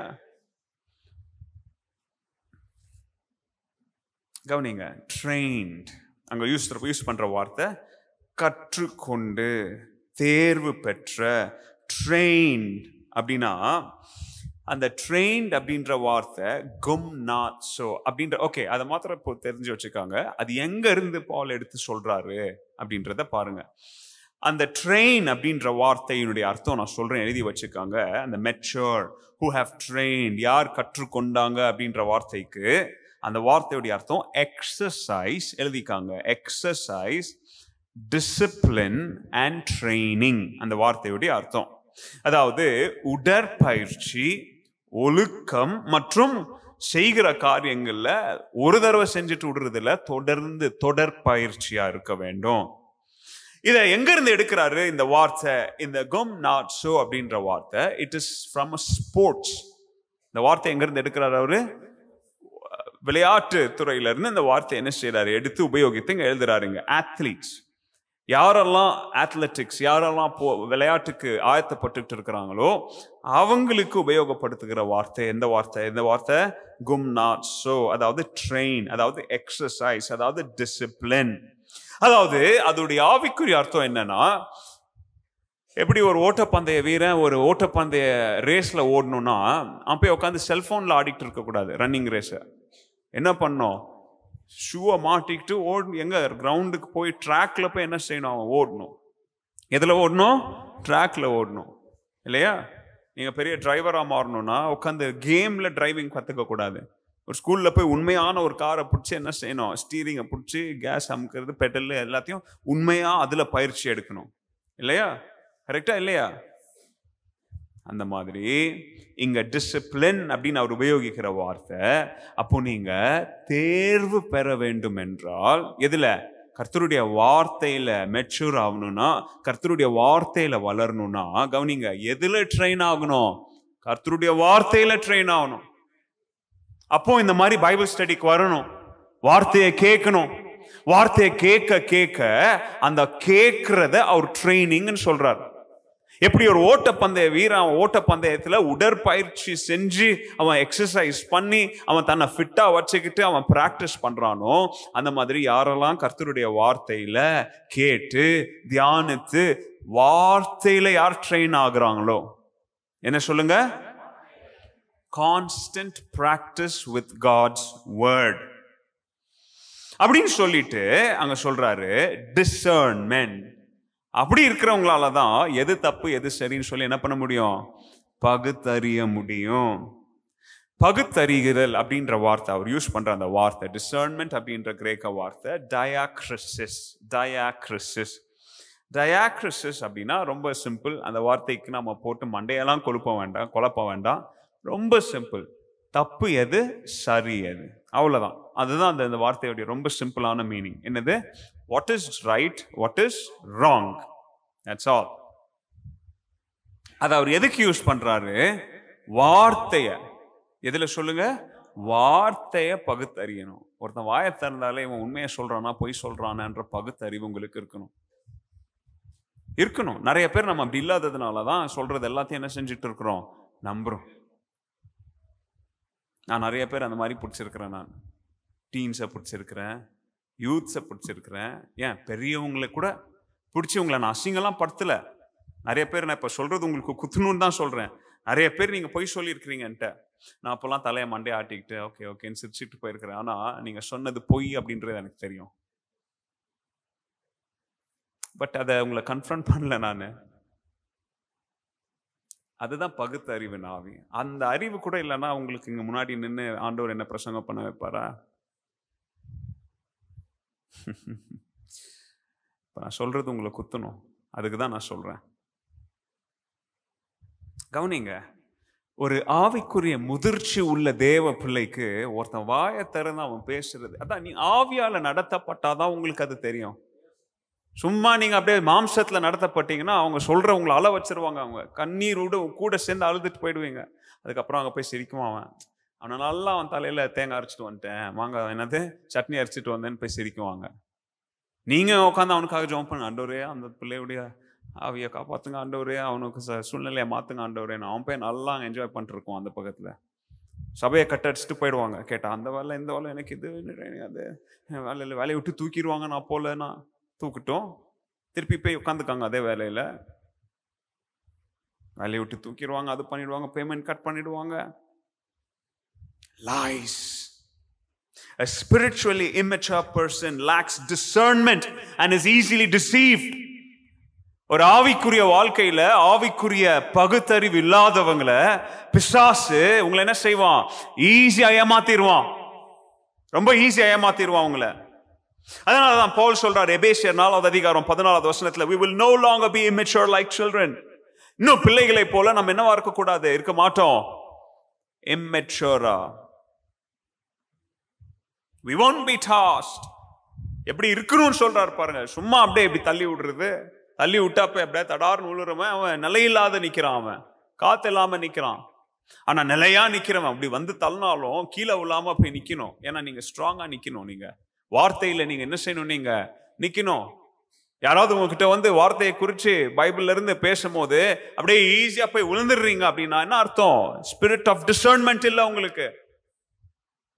அதனால்தான் வந்து அவன் கையை வச்சவொடனே துஃபு புஸ்ன்னு ஊத்தின உடனே என்ன செய்யறாங்க, நல்லா விசுவாசிங்க போயிட்டு விழுந்துட்டு வராங்க.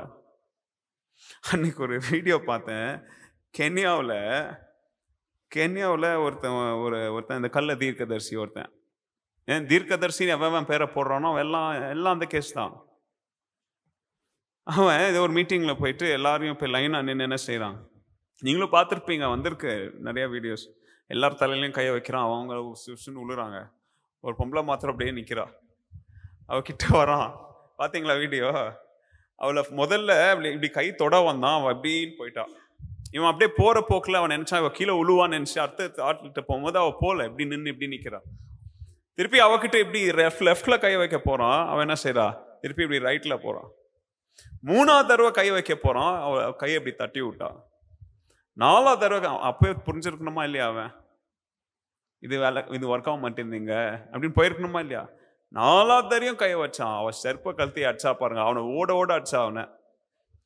நான் சொல்றது கதை இல்லை, யூடியூப்ல இருக்குது, நடந்தது, ஒரு மீட்டிங்ல நடந்தது, வேணா போய் போட்டு பாருங்க. மீம்ஸ் எல்லாம் கிடையாது. தேவையா அவனுக்கு அந்த அடி? அதுக்காக அவளுக்கு ஆவிக்குரிய பகுத்தறிவு இருக்குதுன்னு நான் சொல்ல, ஆனா அப்படிதான் நாம இருக்கணும்.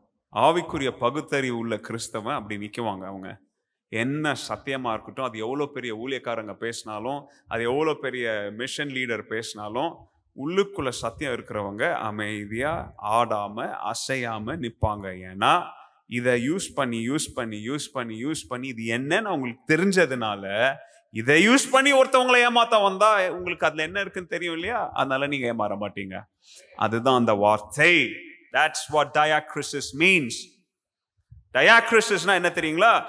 ஒரு காரியத்துல அதிகமா மூழ்கி போய் அதோடைய ஆணி வேற உங்களுக்கு தெரிஞ்சதுனால அதை வச்சு உங்களை யாரும் என்ன செய்ய முடியாது, ஏமாத்த முடியாது. அதான் அன்னைக்கு ஒரு கதை சொன்ன இல்லையா, ஒருத்தன் கள்ள நோட்டு எடுத்துட்டு போயிருக்கிறான் பேங்க்ல போய் போட.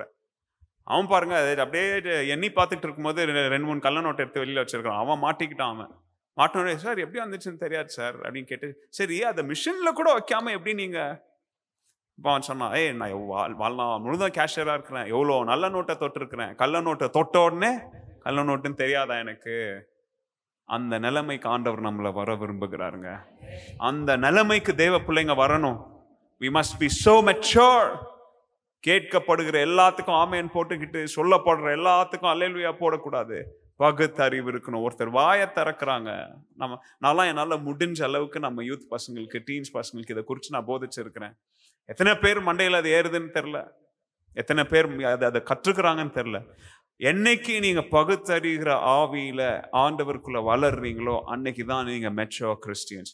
அது வரைக்கும் நீங்க என்னதான் டிராமா போட்டாலும், அது வரைக்கும் நீங்க என்னதான் பாட்டு பாடினாலும், என்னதான் பிரசங்கம் பண்ணாலும், என்னதான் மிஷன் ஊழியங்கள் செஞ்சாலும், என்னதான் இட் இஸ் ஆண்டவருடைய பார்வையில நீங்க 30வது பர்த்டே கொண்டாடுறீங்க. கதை ஞாபகம் வச்சுக்காங்க.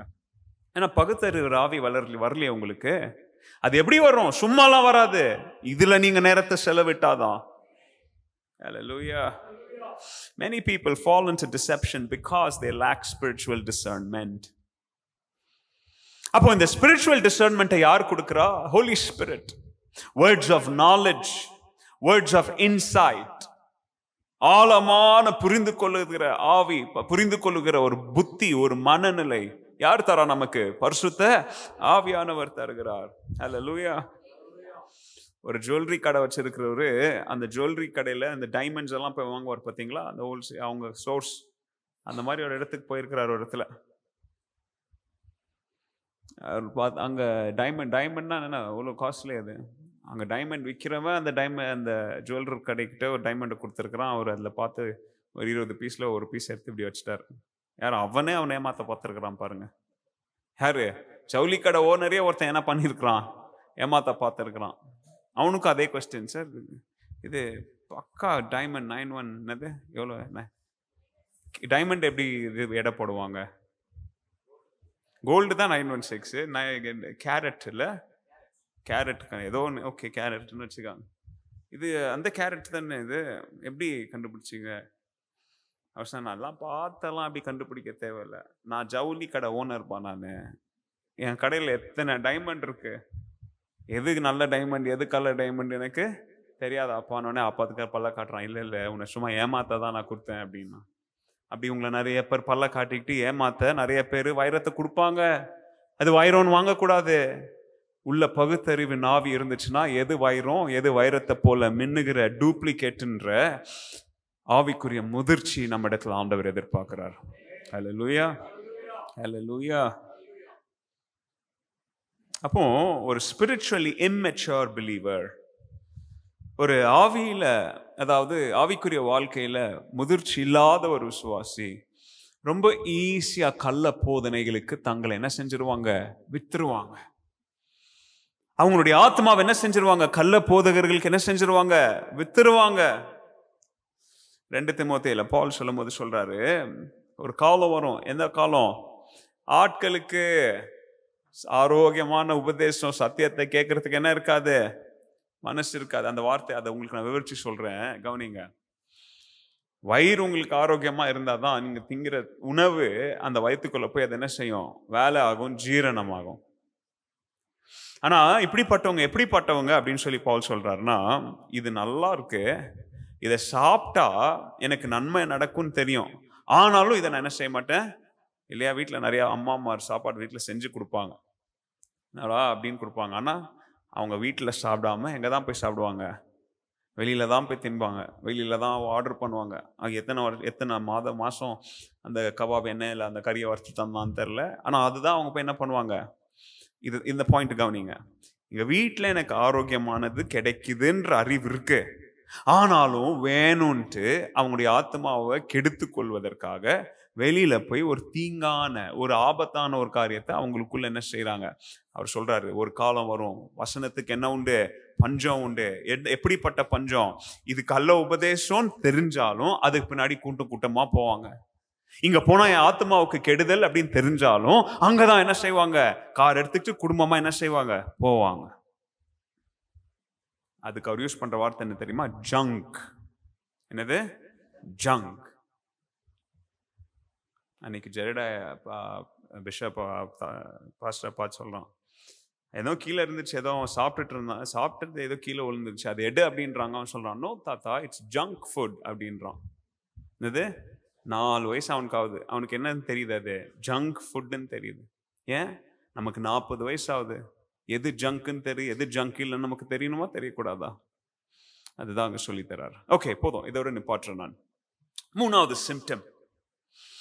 சிம்டம் நம்பர் 3, ஆவிக்குரிய வாழ்க்கையில முதிர்ச்சி இல்லாதவங்களுடைய வாழ்க்கையில நம்ம பார்க்கக்கூடிய மூன்றாவது சிம்டம், ரெசிஸ்டன்ஸ் டு கரெக்ஷன். எழுதிக்காங்க, ரெசிஸ்டன்ஸ் டு கரெக்ஷன். திருத்தங்களுக்கு எதிர்த்து நிற்பாங்க. எதுக்கு எதிர்த்து நிற்பாங்க சொல்லுங்க? திருத்தங்களுக்கு. யாராவது அவங்கள திருத்தினா அவங்களுக்கு என்ன வரும்? கோபம் வரும். யாராவது அவங்கள ஆவிக்குரிய வாழ்க்கையில சரி செஞ்சா அவங்களுக்கு என்ன செய்யும்? கோபம் வரும். நீதிமொழிகள் பாருங்க 12வது அதிகாரம் 1ஆம் வசனம் எப்படியா சொல்லுது? டு லேர்ன், கற்றுக்கொள்ள விரும்புறவன் அவன் எதை விரும்புவான் தெரியுங்களா? அவன் சிக்ஷையை விரும்புவான். he will love discipline. யார் கற்றுக்கொள்ளணும்னு விரும்புறானோ அவன் என்னத்தை விரும்புவான்? திட்ட விரும்புவான், இல்லையா? ஸ்ரீதர், நீங்க ஒரு ஆர்டிஸ்ட், உங்ககிட்ட ஒரு ஆர்ட் ஸ்டூடெண்ட் வந்து சேர்றான். முதல் நாளே பிரஷ் எடுத்துட்டு பெயிண்ட் எடுத்துட்டு டிரா பண்ணுவான். ஏதோ தப்பாகும். அப்போ நீங்க அவனை திட்டுவீங்களா இல்லையா? இது செய்யாதன்னு சொல்லுவீங்களா இல்லையா? அவனுக்கு கோவம் வந்துச்சுன்னா, எனக்கு தான் எல்லாருடைய மண்டையிலையும் கற்பனை ஓடும் இல்லையா? நானும் பெரிய பெயிண்டர் தான், நீங்களும் பெரிய ஆர்டிஸ்ட் தான். ஆனால் உங்கள் கையில் ஒரு ப்ரஷ்ஷை கொடுத்து நீங்கள் உங்கள் மண்டையில் ஓடுற கற்பனையை வரைங்கன்னா வரைவீங்களா? ஆனால் அதான் அவரை சூப்பராக வரைவார் அவர். ஏன்னா அவர் யாரு? கலைஞன், ஆர்டிஸ்ட். ஆனா எனக்கு எல்லாம் தெரியும் அப்படின்னு சொல்லி, இது இன்னும் பாட்டுப்பா, முதல்ல ப்ரஷ் இப்படி முதல்ல இல்லையா? அது என்னென்ன இருக்குது, ப்ரஷ் பிடிக்கிறதுலேயே ஒரு கிளாஸ் இருக்குது, ப்ரஷ் ஸ்ட்ரோக்ஸில் கிளாஸ் இருக்குது, ஆங்கிள்ஸ் இருக்குது. அதை சொல்லி கொடுத்தா கோவம் வந்துட்டு நான் வரமாட்டேன், இவங்க திட்டுறாங்க, என் ரக்கையை வெட்டுறாங்க, என்னை வளர விட மாட்டுறாங்க. யார் தெரியுங்களா? ஆவிக்குரிய வாழ்க்கையில முதிர்ச்சிக்கு தடையா நிக்கிற குணாதிசயம். திருத்துதலுக்கு என்ன செய்வாங்க? எதிர்த்து நிற்பாங்க. பைபிள் சொல்லுது பாருங்க, நீ கற்றுக்கொள்ளணும்னா நீ சிக்ஷையை விரும்பணும். கற்றுக்கொள்ளணும்னா நான் பெரிய ஆளா வரணும், இந்த துறையில பெரிய ஆளா வரணும் அப்படின்னு ஒரு ஆசை இருந்துச்சுன்னா, அந்த துறையில நீங்க செய்கிற தவறுகளை யாராவது திருத்தினாங்கன்னா சந்தோஷமா என்ன செய்யணும் நீங்க, இல்லையா? அதனால்தான் தகப்பன்மார், தாய்மார், ஆவிக்குரிய தகப்பன்மார்லாம் உங்களை திட்டும் போது சந்தோஷப்படணும். நீங்க ஆஸ்தர் திட்டுறாரு, நான் சர்ச்சுக்கு வரமாட்டேன், அவங்க திட்டுறாங்க, இவங்க திட்டுறாங்க, வரமாட்டேன்னு போனா உனக்கு தான் நஷ்டம். ஏன்னா உன்னை திட்டுறதுக்கு, உங்களை கண்டிக்கிறதுக்கு, நீங்க வளரணும் அப்படின்றதுக்காக உங்களை கண்டிக்கிறாங்க பார்த்தீங்களா? அதை நீங்க விரும்பாததுனால பைபிள் அடுத்து சொல்லுது, இட் இஸ் ஸ்டூபிட். வார்த்தை பாருங்க, கரெக்ஷனை விரும்பாதவன் முட்டாள்.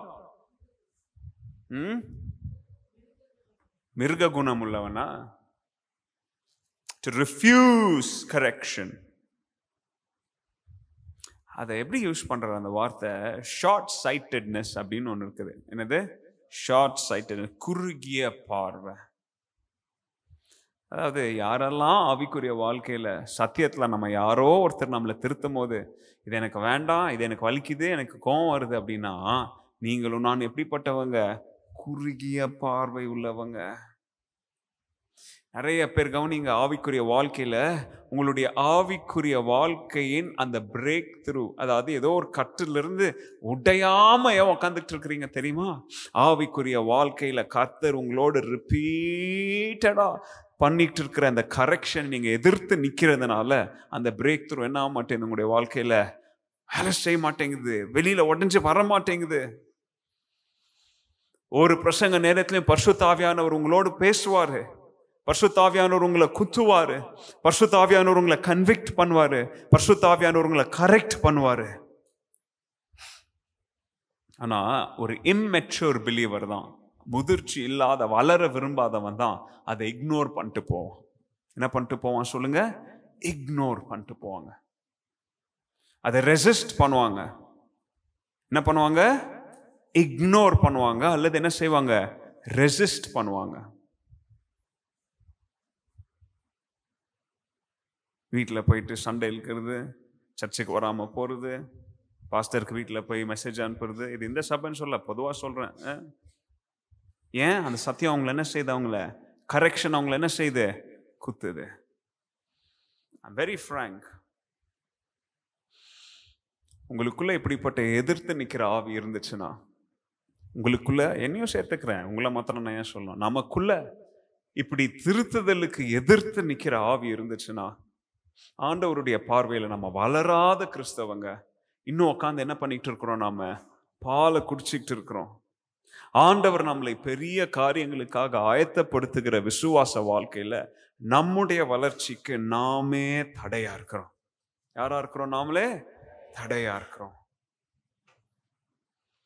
ஒரு அம்மா சொல்றாங்க, டெய்லி குக்கர் இறக்கி வைக்கிறாங்க, சூடா என்னது அரிசியை வடிச்சு கீழே இறக்கி வைக்கிறாங்க.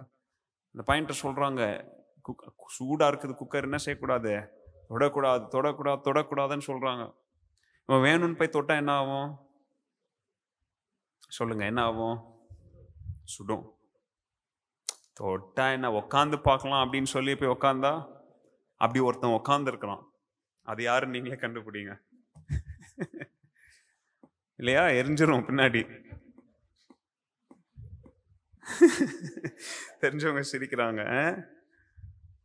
கவனிங்க, இது சூடான குக்கர்ப்பா, இதில் உட்காராத தொடாதனா புத்தி உள்ளவன் கேட்டு என்ன செய்ய மாட்டான். புத்தி இல்லாதவன் தான் என்ன செய்வான்? போய் தொடுவான். அந்த வலி, அந்த வேதனை, அவன் சொல்ற பேச்சை கேட்டிருந்தா, அம்மா அப்பா சொல்ற பேச்சை கேட்டிருந்தா அந்த வலி வேதனையிலிருந்து தன்னை என்ன செஞ்சிருக்கலாம் அவன். அப்படி நிறைய பேருடைய வாழ்க்கையில நம்முடைய வலி, நம்முடைய வேதனை, ஏன் ஆண்டவர் நம்மளை திருத்தும் போது இதை சொல்லாத, இதை செய்யாத அப்படின்னு சொல்லும் போதே கேட்டிருந்தா நம்ம என்ன செஞ்சிருக்கலாம்? இன்னைக்கு அந்த வேதனை இல்லாம தப்பிச்சு வந்து உட்கார்ந்து இருக்கலாம். கவனிங்க, spiritually immature believers reject biblical correction. எழுதிக்காங்க இந்த வார்த்தைய. நீங்க ஆவிக்குரிய ஆலோசனைகளை நீங்க வெறுத்தீங்கன்னா, ஆவிக்குரிய பைபிள் டீச்சிங்ஸ், பைபிள் கரெக்ஷனை நீங்க ரிஜெக்ட் பண்ணீங்கன்னா, அதோடைய பாதிப்புகள், அதோடைய விளைவுகளை நீங்க தான் சந்திக்கணும். அப்படி எனக்கு எத்தனையோ பேரை தெரியுங்களா? எத்தனையோ பேரை நம்முடைய பாஸ்டர் வந்து கவுன்சிலிங் கொடுத்து இதை செய்யாதீங்க, அதை செய்யாதீங்க, இதை செய்யுங்க அப்படின்லாம் சொல்லும் போது அதை கேட்டுட்டு மீறி போய் அவங்க விரும்பினதை, அவங்களுக்கு பிரியப்பட்டதை செஞ்சு எத்தனை பேர் நஷ்டப்பட்டு இன்னைக்கு வாழ்ந்துட்டு இருக்கிறாங்க அப்படின்றதுக்கு சாட்சி வேற யாரும் இல்லை, நானே சாட்சியா இருக்கிறேன். எத்தனை பேர் கண்ணீர் வடிச்சுக்கிட்டு இருக்கிறாங்க தெரியுங்களா? ஏன்னா நீங்க நினைச்சீங்க பாஸ்டர் ஆலோசனை. பாஸ்டர் ஆலோசனை இல்லப்பா, அது வேதத்தின் ஆலோசனை. அது பாஸ்டர் வந்து சும்மா உட்காந்து ஏன்பா இதெல்லாம் எப்படி செய்யற, திருவள்ளுவர் என்ன சொல்லியிருக்கிறாரு அப்படின்னு சொல்லி உங்களுக்கு ஆலோசனை கொடுத்தா நீங்கள் அதை கேட்காதீங்க, விட்டு போயிடுங்க. நானே சொல்கிறேன், நானே உங்களுக்கு அப்படி ஆலோசனை கொடுத்தா, சாக்ரட்டிஸ் என்ன சொல்லியிருக்கிறார் தெரியுங்களா? ஜார்ஜ் வாஷிங்டன் வாழ்க்கையில் என்ன நடந்துச்சு தெரியுமா அப்படின்னா கேட்டுட்டு வெரி குட், நல்லா இருந்துச்சு ஸ்பீச்சுன்னு போயிடுங்க, செய்யாதீங்க. ஆனால் பைபிள்ல இருந்து வேதாகம் அடிப்படையில் உங்களுக்கு ஆலோசனைகள் கொடுக்கப்பட்டா அதை கீழ்ப்படியணும். அதுக்கு எதிர்த்து நிற்க கூடாது. அதுக்கு எதிர்த்து நின்னீங்கன்னா நீங்க ஆவிக்குரிய வாழ்க்கையில முதிர்ச்சி அற்றவங்க.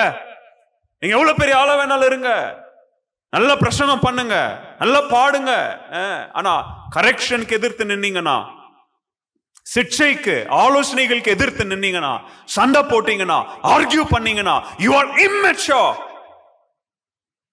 It is a sign of immaturity.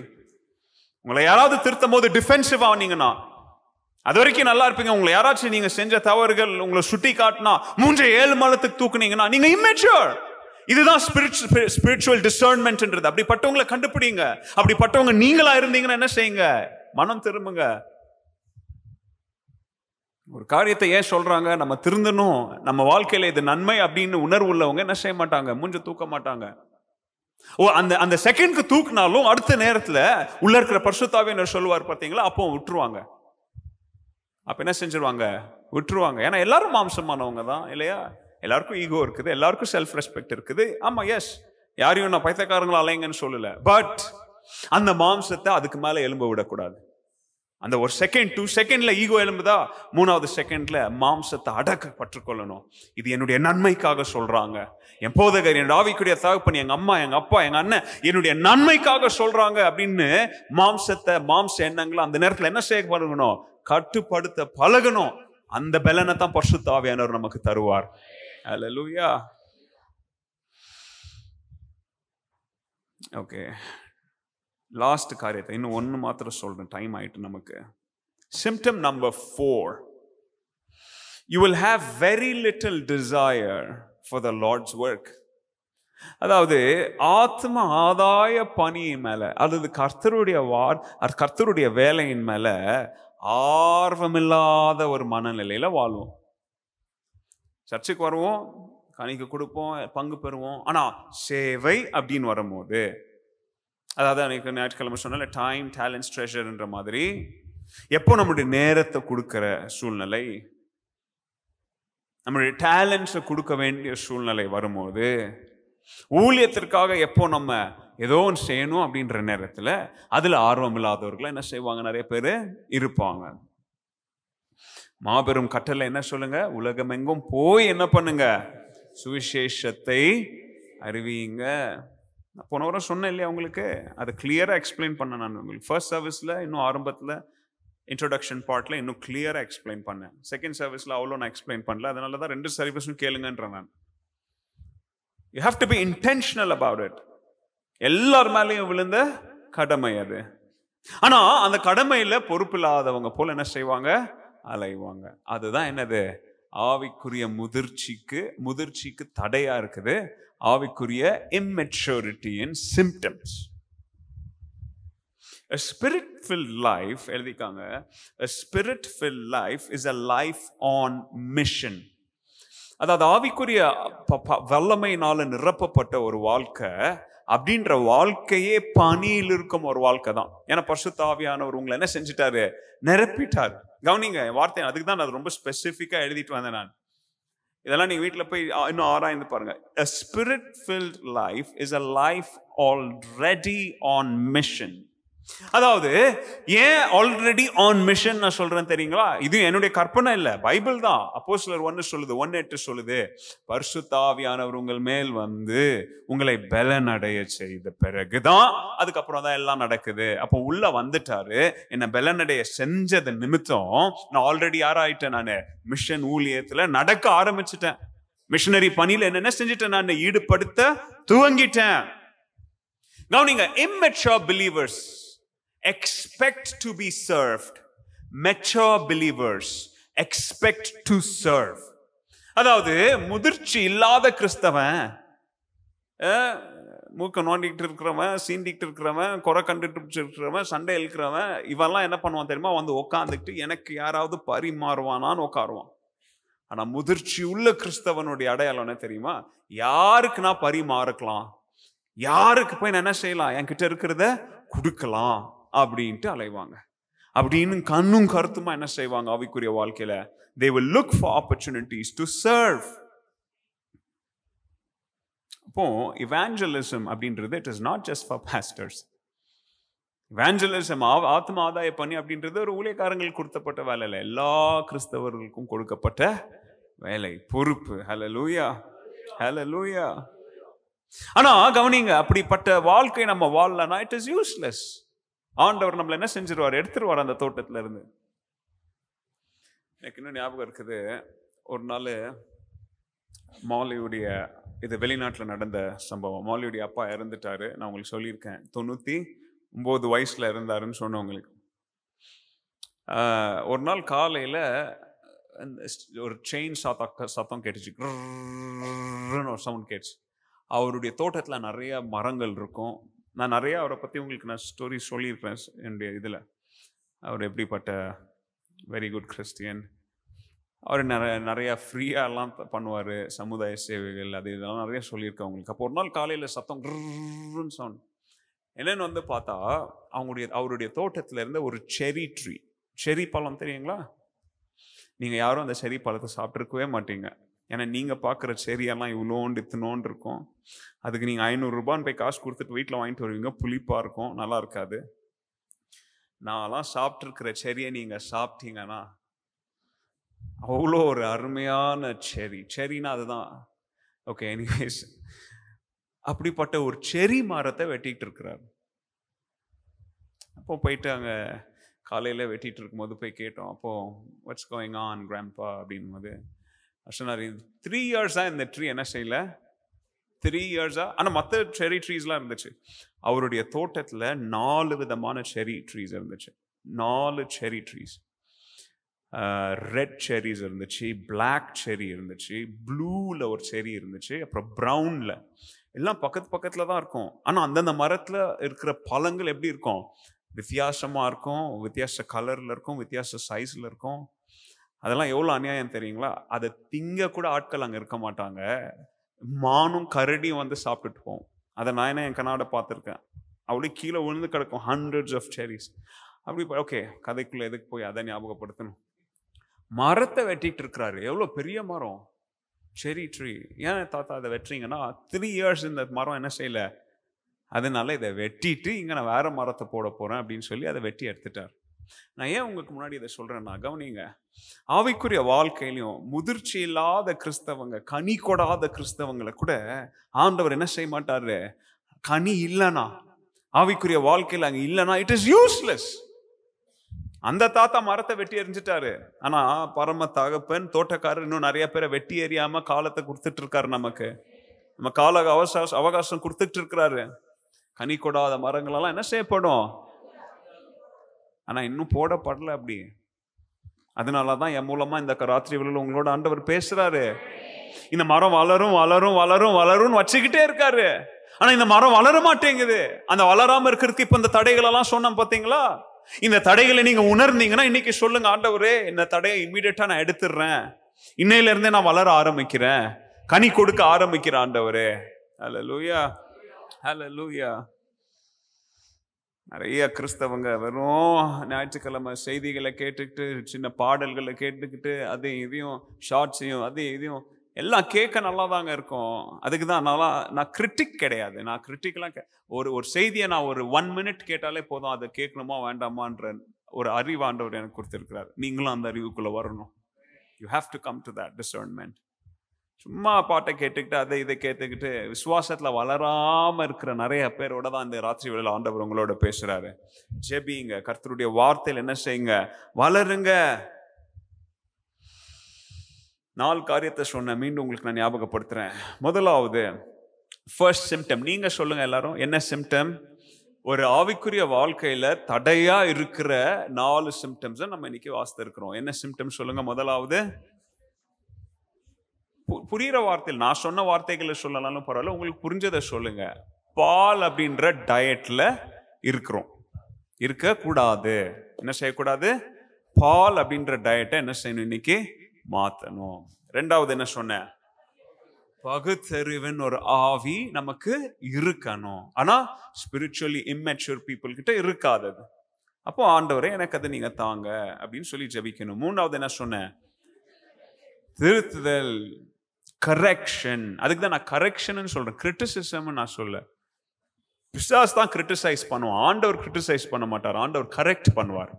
Correction வேற, கிரிட்டிசிசம் வேற.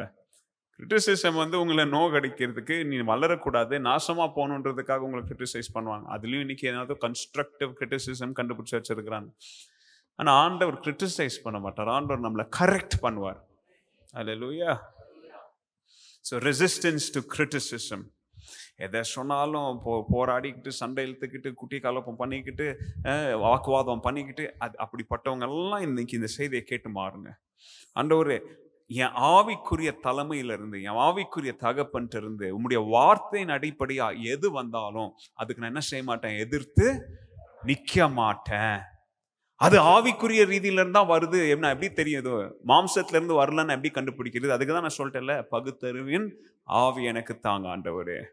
நாலாவது காரியம் என்ன சொன்னேன் நானு? ஆதாய பணியில, சபையின் பணியில, ஊழிய பணியில வந்து உங்களுக்கு ஒரு தாளந்து இருக்கும், பாடக்கூடிய தாளந்து இருக்கும். ஆனா நான் ஏன் போய் பாடணும்? எதையாச்சும் ஒரு சபையில செய்யக்கூடிய ஒரு காரியம் உங்களால முடியும், நான் ஏன் அதை செய்யணும்? அது செய்யறதுக்கு 1000 பேர் இருக்கிறாங்க. சேவையின் பணியில் என்ன செய்யறது? ஆர்வமற்ற. Be active rather than passive in the church. சபையில ஆக்டிவா கிறிஸ்டியன்ஸா இருங்க. பாசிவ்னா என்னது? வந்து கையை கட்டிட்டு போற கிறிஸ்தவங்களா இருக்காதீங்க. எப்படிப்பட்ட கிறிஸ்தவராங்க? செயல்படுகிற கிறிஸ்தவர்களா இருங்க. ஹல்லேலூயா. அப்போ இன்னைக்கு நம்ம சாலிட் ஃபுட்டை சாப்பிடணும்.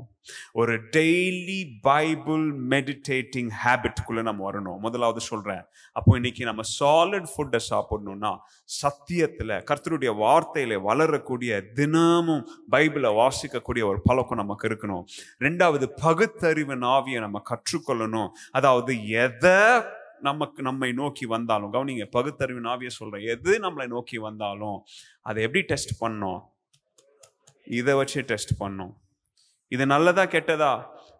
அன்னைக்கு சொன்னாரு, அவர் கற்றுக் கொடுத்தாரு பகுத்தறிவு. அவர் எப்படி யூஸ் பண்றது, இது நல்லதா கெட்டதா? கூகுளில் தேடக்கூடாது. இது நல்லதா கெட்டதான்னு சொல்லி இந்த கண்ணாடி எடுத்து அது இதுக்கு கீழே வச்சா அது நல்லதா கெட்டதான்னு சொல்லி test everything with the word of God. எதையும் எல்லாத்தையும் கர்த்தருடைய வார்த்தையினால என்ன பண்ணுங்க, சோதித்து பாருங்க. மூணாவது, அக்செப்ட் கரெக்ஷன். எனக்கு திருத்தும் பொழுது, எனக்கு நல்ல புத்தியை சொல்லும் போது அதுக்கு எதிர்த்து நிற்காம அதை நான் என்ன செய்யணும், நான் ஏற்றுக்கொள்ளணும். Humility, B teachable. கற்றுக்கொள்ளுகிற ஆவி நமக்கு என்ன செய்யணும், இருக்கணும். கடைசி 4வது காரியம், பேரிங் ஃப்ரூட்ஸ், கனி கொடுக்கிற மரமா. இந்த மாலியுடைய தாத்தாவுடைய அந்த சம்பவத்தை மறந்துடாதீங்க. இந்த மரம் கனி கொடுத்துட்டு தான் இருந்துச்சு, ஆனா 3 வருஷமா என்ன செய்யல, கனி கொடுக்கல. ஆனா நம்ம கனி கொடுக்கிற மரமா நான் என்ன செய்யணும், நான் இருக்கணும். ஆண்டவர் இது கனி கொடாத மரம், இது வேண்டாம் அப்படின்னு சொல்லி என்னை வெட்டி எறியறதுக்கு முன்னாடி நான் கனி கொடுக்கிற, செயல்படுகிற ஆக்டிவ் கிறிஸ்டியனா நான் மாற என்ன செய்யறேன், ஆண்டவரே நான் ஒப்பு கொடுக்கிறேன். எத்தனை பேர் ஜெபிக்க ஆயத்தமா இருக்கிறீங்க? ஹல்லேலூயா. ஆவிக்குரிய வாழ்க்கையில ஸ்டாக்னண்டா தேங்கி போன தண்ணீரை போல நின்னீங்கன்னா அந்த தண்ணிக்குள்ள ஆண்டவர் குற்ற விட்டு நீங்க கலக்கி நீங்க ஓடுகிற தண்ணீரா மாறணும்னு சொல்லி விரும்புகிறார். எளிமை நின்று ஒப்பு கொடுத்து நாமே ஆண்டவருடைய வார்த்தைக்கு ஒப்பு கொடுத்து ஜெபித்து கடந்து செல்வோம். கர்த்தர் உங்களை ஆசீர்வதிப்பாராக.